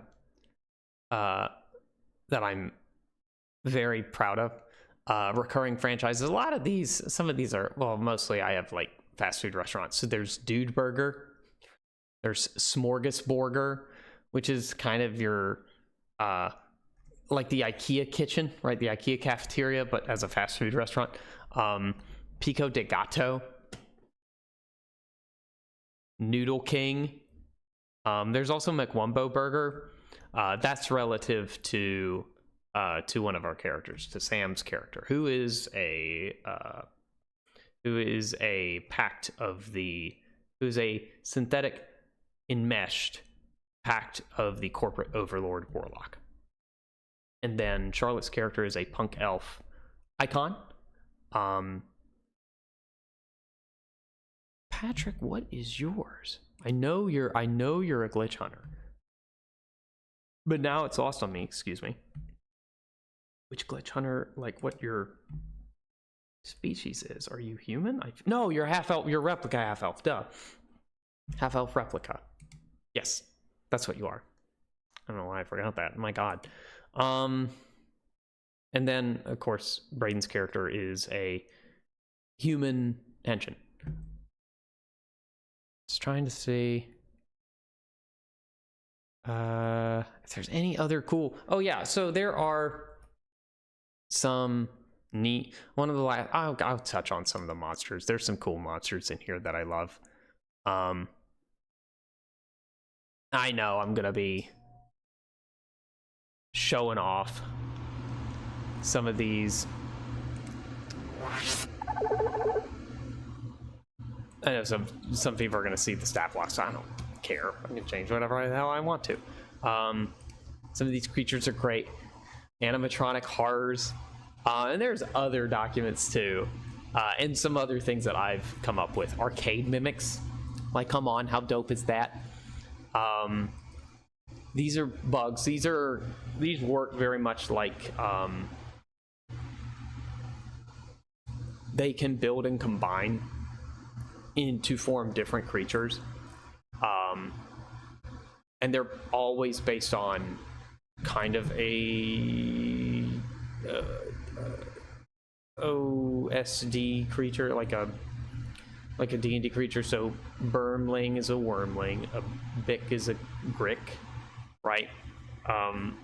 And their attacks and stuff are based off of those creatures, their abilities. They also have the capability to spread corruption, which is the mechanic that is very much integral to Lasers and Liches and the Retroverse as a supplement, which is something our players are going to have to be dealing with fairly often, I would say. There's the Manticore, right? The B-Etin, which is an Etin. The Medusa, which is one of my favorites. I think they actually had to fight a Medusa in one of these live streams. I think it was Scotty Hood, one of his live streams they did. If you want to watch, I think they have some of those streams. If you want to get more, also Fate and the Fablemans, if you want to like sort of acquaint yourself with how the theming is for the supplement before you watch our live stream, go ahead, because we're going up on the 7th at 7 p.m. So you have a month. I highly encourage you to sort of check some of these projects out. Anywho, a Bulef. God, there's the Bezolder. Love it. Anywho, moving on, trying to get past all of the bugs. There's a lot of bugs. God, there's a lot of bugs. The Beakin, Chrome Ooze, because 80s, 90s, early 2000s had a lot of Chrome, baby. So much. Oh, the Sideblight. Okay, yes, this is the Borg-ish kind of thing, where it hive mind, assimilation. How much I'm going to use them, I don't know.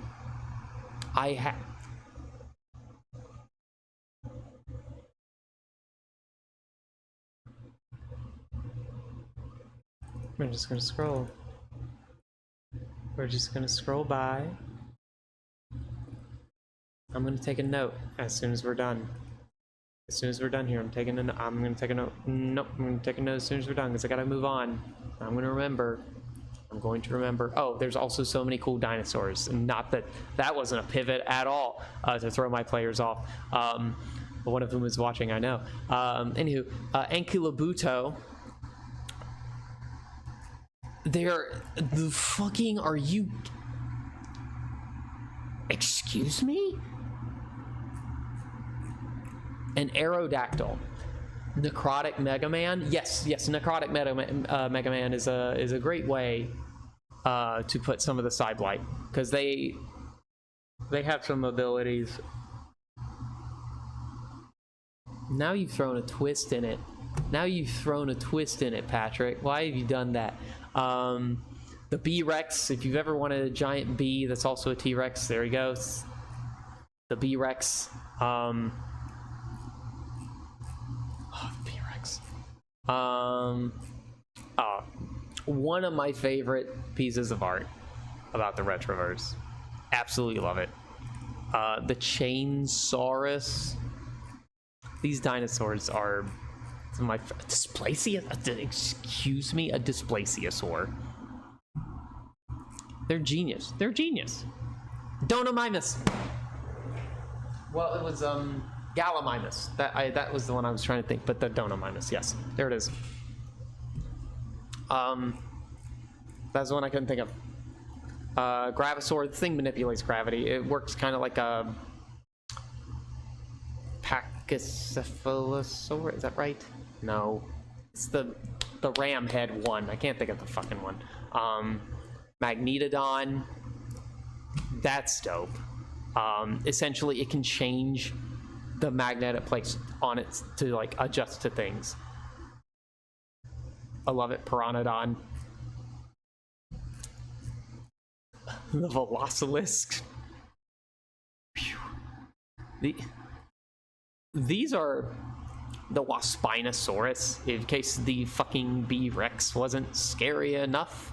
There you go. And then the Idrosaur. This is my favorite one. So there is a game that is out that I think came out. I'm not I don't know. I mean, parallel discovery happens. I don't know in the timeline. But anyway, the Idrosaur has a city on its back, walks across the plains. And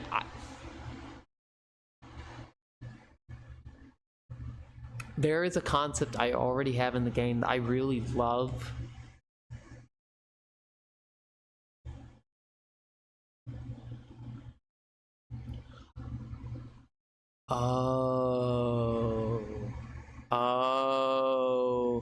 Okay, but these are also giving me ideas for my next game, and I knew a group of violence-averse nerds who are not going to appreciate this. Well, Patrick, I encourage you.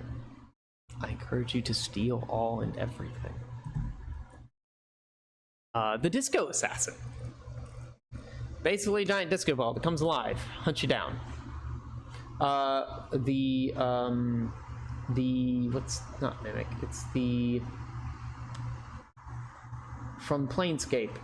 It's the creature that they basically insert a disc that has someone they want dead. The true name of someone they want dead on it, and it sends it out into the multiverse, and it hunts that person down, and I can't think of the name on it. This works kind of like that. Here's the Retroverse Dragon. This is a beat dragon? Yeah, no. What is this?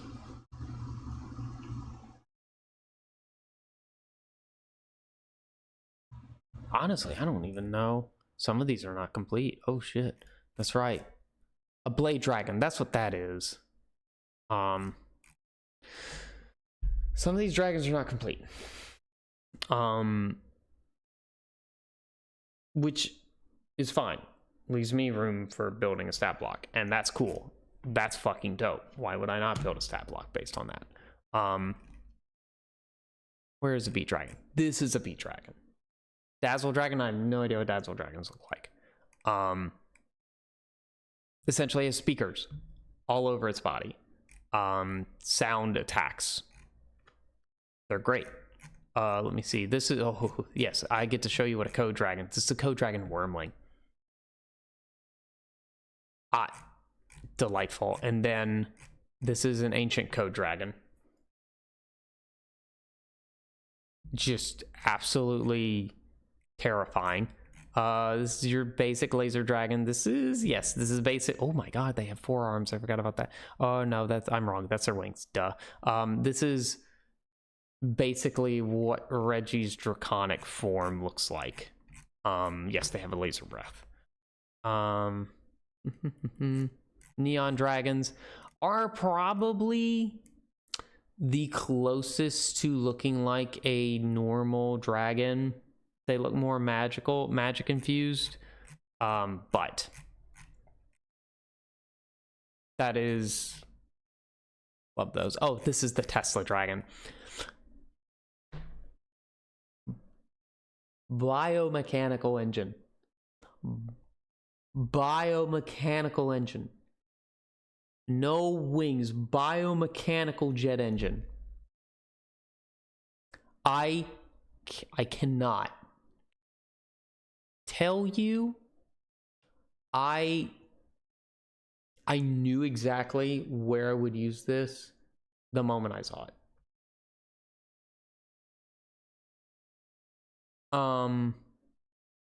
Oh, Tesla Dragons also are really big into technology. Like, they are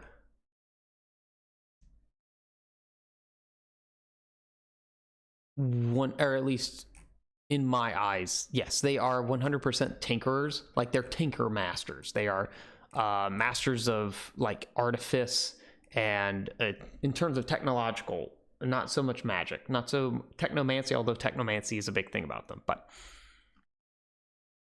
I digress. Xenon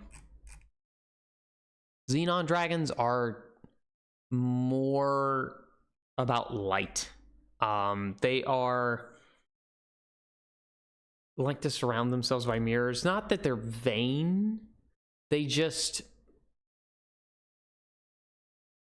have a higher calling.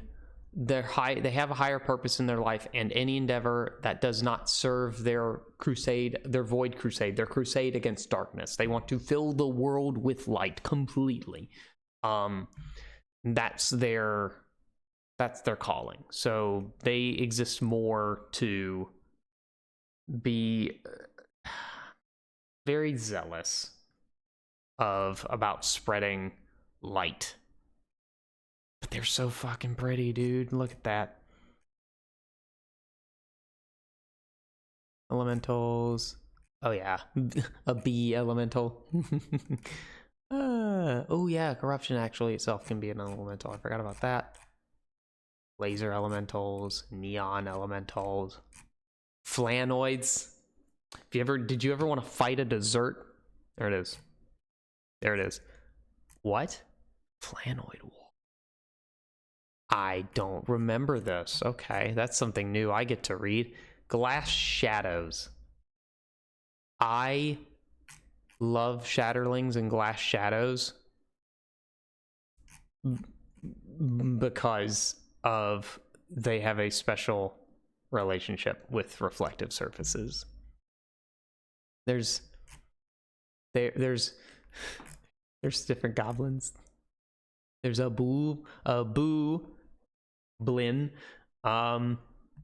which is a ghost goblin. There's a caw-blin, which is a kenku / bird goblin. There's a god-blin. It does what it says on the tin. It's a CR28 goblin. It's a CR28 goblin. It's a CR28 goblin. I'm just going to leave that there. There's a it's a turkey goblin. I forgot about that. It's a turkey goblin. There's a gooblin. There's a jawblin. Street sharks, anyone? A roblin.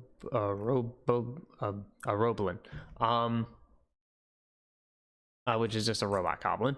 A tallblin. 2 goblins in armor. The wereblin. There's so many goblins. Grid tanks. Essentially, just like think of like the Tron tanks. That's the best way I can get. That's the best I got for it. Hollow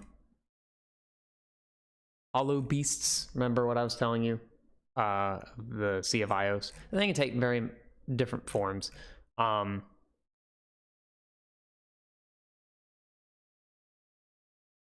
They can be land, sea, or air based. Jetpack bugbears. Bugbears with jetpacks. What more do you need? There's the Karma Chameleon. God, there's so many. Oh, I mean, Cobbled Bikers, I've already touched upon. Laser Pups are cute and adorable and just make great pets. And they also have a Laser Bark. Well, because what's more a Miditor? A Miditor. Muddies, Neo Bandits, which have various different crews, like the Clan of the Foot, the Fox Snakes, Clan Racket, the Lost, FM Grinders, Beastiforms, the Dominating Ducks. There you go. My favorite, the Pizza Cube, which is just a gelatinous cube, but pizza with pineapple and extra cheese and extra sauce. Pizza Slime. There's so many of the yes, and the Undying Slasher makes a great Halloween monster. I've already went through some of this. Come on, where's some magic items? I kind of want to get to some magic items. Unless this is all. Oh, this is all. Boop, boop, boop, boop, boop, boop, boop, boop. It includes a whole module, by the way, which takes place mostly in like one spot, but it's really cool. So, legendary hammer. It's hammer time. It's a boom box. I love it. Some of my favorite ones, just highlighting where is it? Highlighting some things that I really like. Where is it? Where is it? Where is it? Where is it? No, come here. The fanny pack of holding. Perhaps, probably. Yeah, no, of course. Fanny pack of holding. If you ever wanted a bag of holding but wear it around your waist and have it be neon colors, there you go. Fanny pack of holding. Lurk as much as you want, Patrick. It's all good.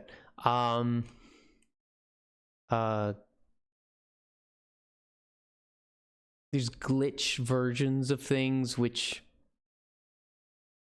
are corrupted items. They do have curses on them, so you have to be careful with that. There's actual hammer pants. Actual hammer pants that allow you to cast Featherfall and Spiritual Weapon. It can only take the shape of any type of hammer. You can cast Spiritual. It can only be a hammer. Can't be anything else. It's a hammer. When you wear the hammer pants, you get a hammer. They're not sword pants, not dagger pants. They're hammer pants. A hard disk drive shield. What's another one? Oh, you get an HP tank, where you basically shove health inside of you. Love that. There's a hoverboard. There's kaiju scales.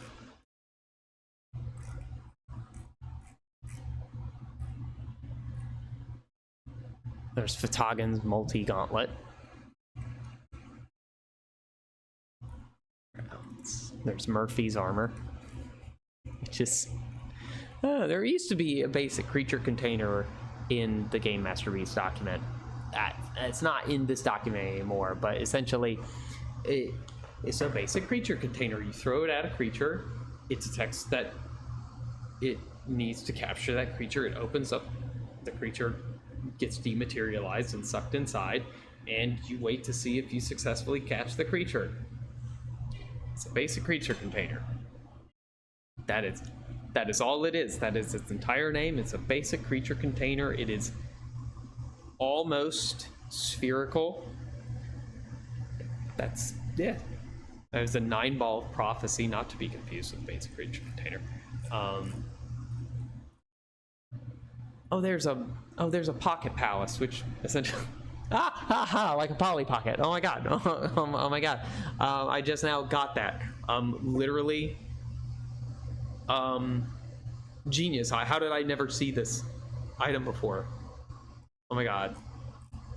Now I'm excited. There's the powered glove, This bulky glove is covered in buttons and knobs that are difficult to understand. After some experimentation, the user will discover all the power behind this strange device. It can do special abilities. There's the power blade, the proton blade. There's also a quick save key, a reset button. There's also a common wondrous item called the red shirt. This shirt can be worn over armor as underclothing. If you wear it while taking a short or long rest, you gain 1d12 temporary hit points when the rest ends. And it's cursed, of course. While wearing the shirt, you have disadvantage on death saving throws and automatically fail your first one.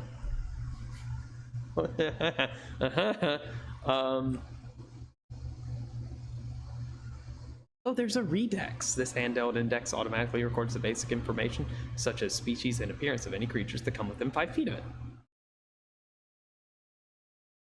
I don't know what that's inspired by. And one of the most common things you'll find are slap bracelets of power. Essentially, what you do is you get a pack of these, and you slap them on. They give you magical effects as long as you wear them. They're cumulative. I think you can only wear like 2 or 3 at a time. I don't remember. But remember what I said about this being a supplement that allows you to be just super powered. Man, oh man, you can get into so many hijinks with this. Sunglasses of protection, love it. A tiger's eye. You know. Ooh, a wind hook. Oh, a wind hook. So you can shoot a hook. You can make a hook. You can have, it's as if a hook has shot out of the thing. Some other like interesting, very lore specific stuff. And then there's some consumable ones like a 1-up. There's bubblegum, there's hyper, there's coffee. There's coffee in the Retroverse, of course. There's hairspray. Of course there's hairspray. Pack of slap bracelets. A spooky snack. Love that. A vid disc. There's also, yeah, and there we go. That's it. And that's kind of the Retroverse. That's really it. Now I'm at 3 hours. Wow, I didn't think it was going this long, but I have a lot to talk about. I have a lot to ramble. I'm sorry. Let me correct myself. I have a lot to ramble about. In any sort of general direction, as is my style. Especially, there's just so much, and so much I love about this thing. I could talk about it for hours, honestly. But yeah, I hope you guys enjoyed this little explanation of kind of the campaign to a degree.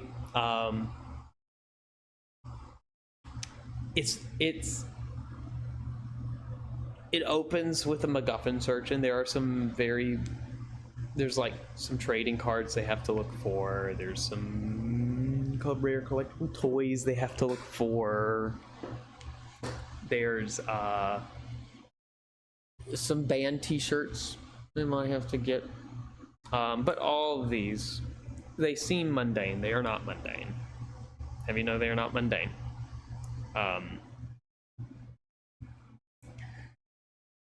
But it will go deeper than that. It will. It will. And of course, Patrick's lurking. I'm not going to say anything because he's listening. But I think if you tune in, you're going to have a wild time. If you enjoyed the vibe that I set in the podcast, I think you'll enjoy this. Because it's going to be a very similar vibe, but I feel like we're going to be more free to explore that outside of the Forgotten Realm setting. And I want to give a special shout out to Chris Locke and Euless Abadius and all the people who helped and supported them along the way. for making and releasing this supplement. I 100% think this is one of the best indie projects that has ever come out for 5th edition, ever, bar none.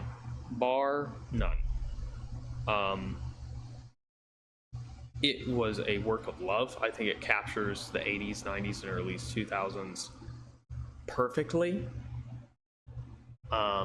Especially all the pop culture influences of then, and the shows that were out at that time. And it captures nostalgia for that era of Americana, and of course world culture as well, perfectly. And I can't wait to tell this story. I can't wait for you to watch it and listen to it and see what sort of visual things will be created, as we tell it, which is important distinction, because there will be visual stuff that will be created. I have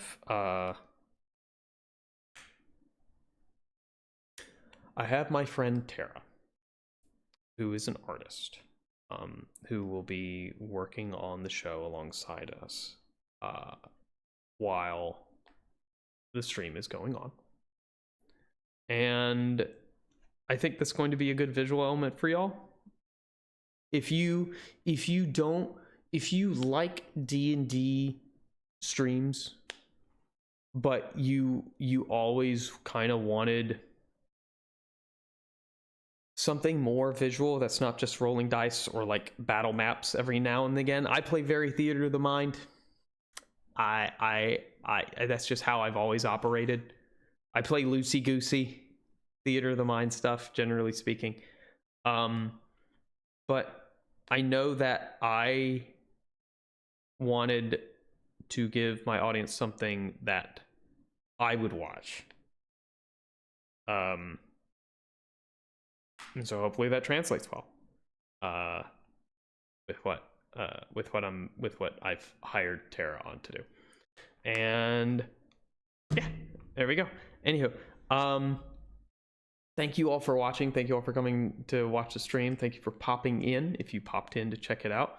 And thank you for being interested. And I hope that interest continues. We're going to be talking more about in depth about who the characters are, and sort of their backgrounds, etc., as we move forward. And we're less than a month away from first stream. So in the meantime, follow along, tell your friends, tell anyone, tell your enemies. Any publicity is good. And I hope you have a wonderful evening. I'll see y'all later. Probably Wednesday, maybe Wednesday. I think I'm gonna stream something Wednesday. I don't know what. What is on my schedule? What is on my schedule? I say, because I just made one. Let's actually see what is on my schedule.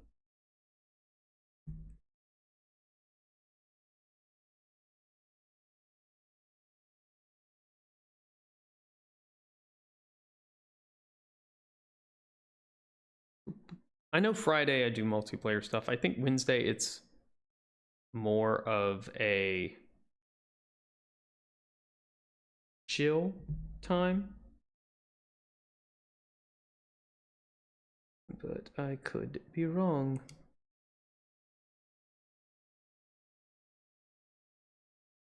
Oh, right. Yeah. Wednesday is just kind of random. It's hump day. Is what it is. Anyway, that's it. All right. I'll see y'all later. Bye-bye.